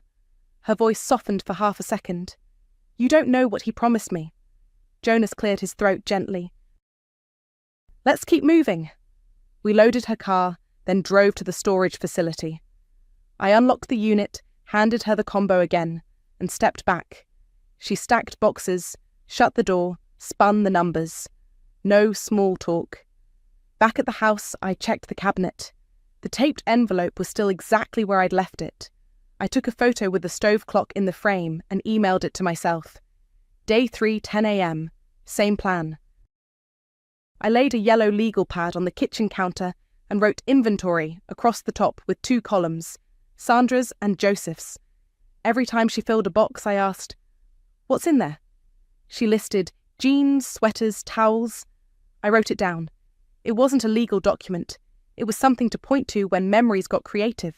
She tried to slide Dad's records into a tote. Coltrane, a Muddy Waters reissue he'd hunted down at a swap. "Those are his," I said, tapping the list. "They're on the den shelf inventory."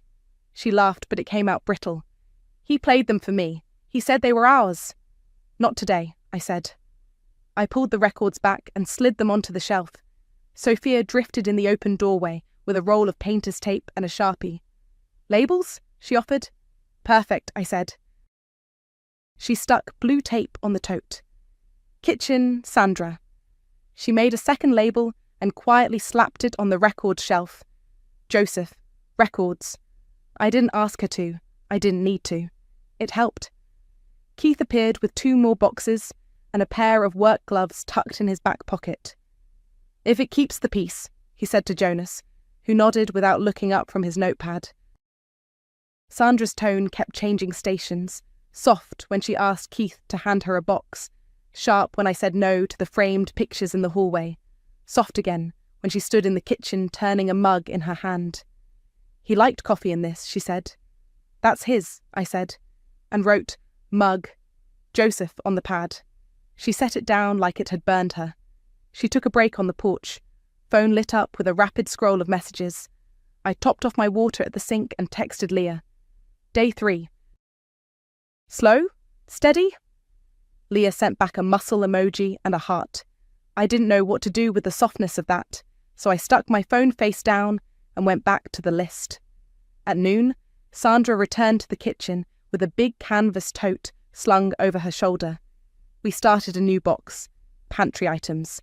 She scooped spices and a bag of rice into it. I taped the top and wrote, "Pantry, Sandra."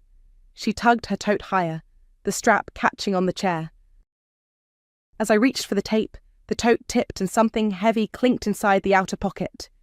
A flash of brushed steel. I set the tape down, slid 2 fingers into the pocket, and pulled out my dad's old watch, the one he wore to every Saturday hardware store run, the one with the scratched crystal and the tan leather band that fits his wrist and nobody else's. I didn't say anything at first. I turned it in my hand and felt its weight settle. The kitchen got very quiet. Jonas shifted his stance by the door, but didn't move closer. Sophia, halfway onto the porch, froze. I lifted my eyes to Sandra's. "This stays," I said. I set the watch on the counter, centered on the yellow pad, and put my palm beside it like a guardrail. Her mouth opened like she was going to fight. Then she looked away first. "I forgot it was in there," she said, voice small. "Okay," I said. I wrote, "Joseph, watch," on the pad and slid the watch 2 inches back from the edge. She swallowed. He said, "We're not doing that," I said, same tone I'd used all week. "Your things will be stored and safe." We finished the hour without another attempt. She loaded her car and left for the storage unit, dust storm rising under her tyres. Keith picked up the empty boxes by the door. "You want me here tomorrow?" he asked. "Yes," I said. 10 again. "Thank you." Sophia pointed to the envelope taped in the cabinet. "Still there?" "Still there," I said. I closed the door and clicked the deadbolt twice. I drove to the hospital, told Dad about the neighbours, about the lists. I didn't mention the watch. I just held his hand and said, "It's standing." He didn't wake, but his fingers twitched, like they knew. Day 5, I got there early. The standby was set for 9. I pulled up at 8:50 with my blue folder and a fresh roll of tape. The air already had heat in it. The garage door stayed closed until the officer arrived. I wasn't giving anyone a head start. Sandra was already parked at the curb, trunk yawning open, back seat stacked to the headrests.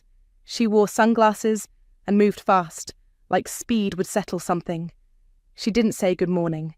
She looked past me at the garage. Officer Jonas rolled in at 8:59. Same calm nod, same notepad. "Morning," he said. "Morning," I said. I unlocked the front door with the new key, checked the cabinet, envelope still taped, still sealed, and then opened the garage from inside.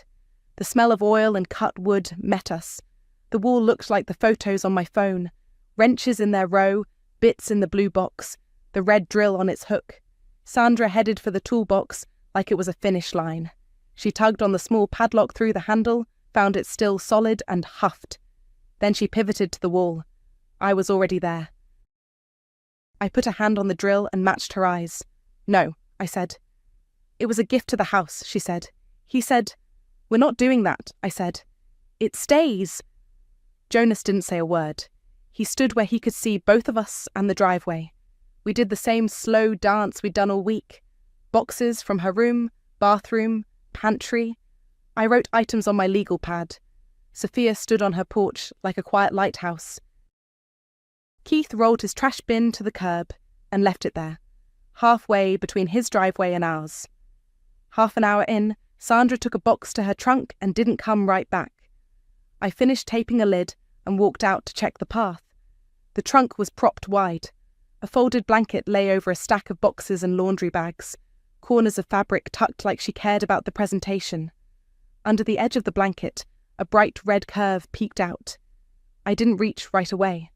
I looked at Jonas. He looked at the trunk, then at me, then at Sandra, who was halfway down the walk with another box. "Let's keep it calm," he said. "Just address it." I lifted the blanket. The red drill sat wedged between a coat and a pillow. I reached in, pulled it free and held it up in the morning light. The street quieted. Keith froze halfway to his bin. Sophia stepped 1 foot down onto her top stair. "This was a gift to my father," I said, voice steady. "It's not yours to sell or take." Sandra stopped 2 steps from the trunk, hands empty. She had a line on her face like she'd slept on a seam. She opened her mouth and closed it again. "It's just a drill," she said, but it didn't have any air in it. "It's his," I said. I walked it back to the garage and slid it onto its hook. The click of metal on metal sounded louder than it should have. She let out a sound that was almost a laugh and almost a sob. "You're impossible." "I'm consistent," I said. Jonas checked the time on his watch and then glanced at me. "Paperwork still the same?" he asked. "Same," I said, and tapped the folder on the workbench. He flipped it open, more out of habit than suspicion, scanned the notarized letter and the deed, then closed it. He nodded once, like marking a box on a list. Sandra loaded the last 2 boxes without talking.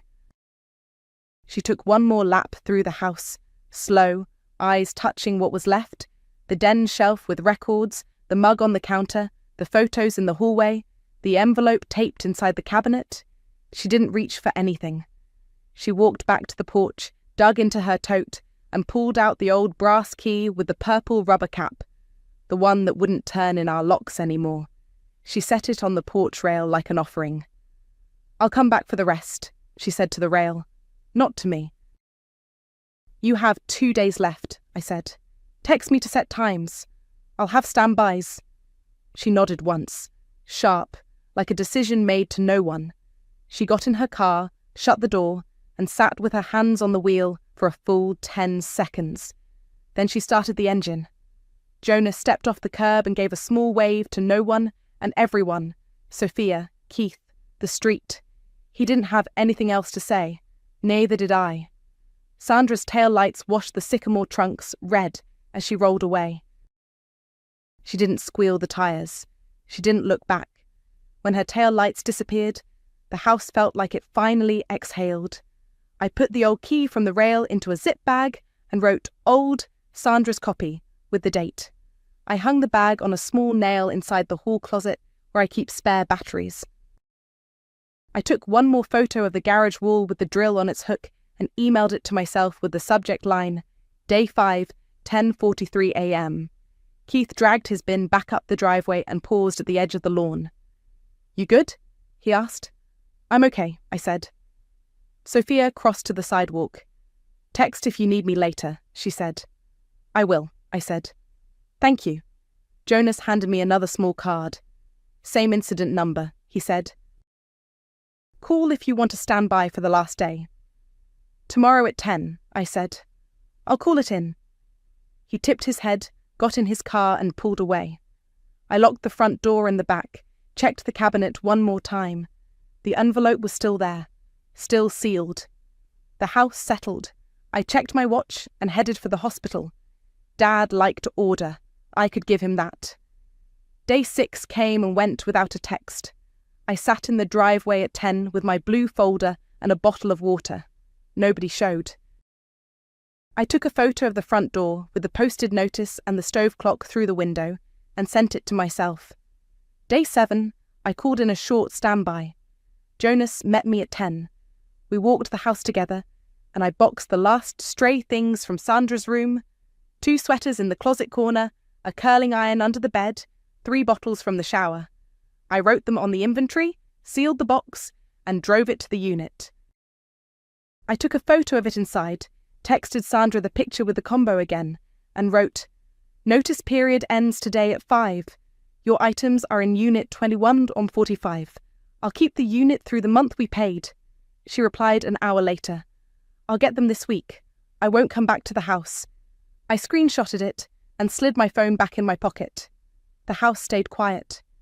2 weeks after the driveway morning, I brought my dad home. The hospital sent him out in a wheelchair. Then a nurse helped him into my car with a practiced pivot. A folded walker rode in the back seat.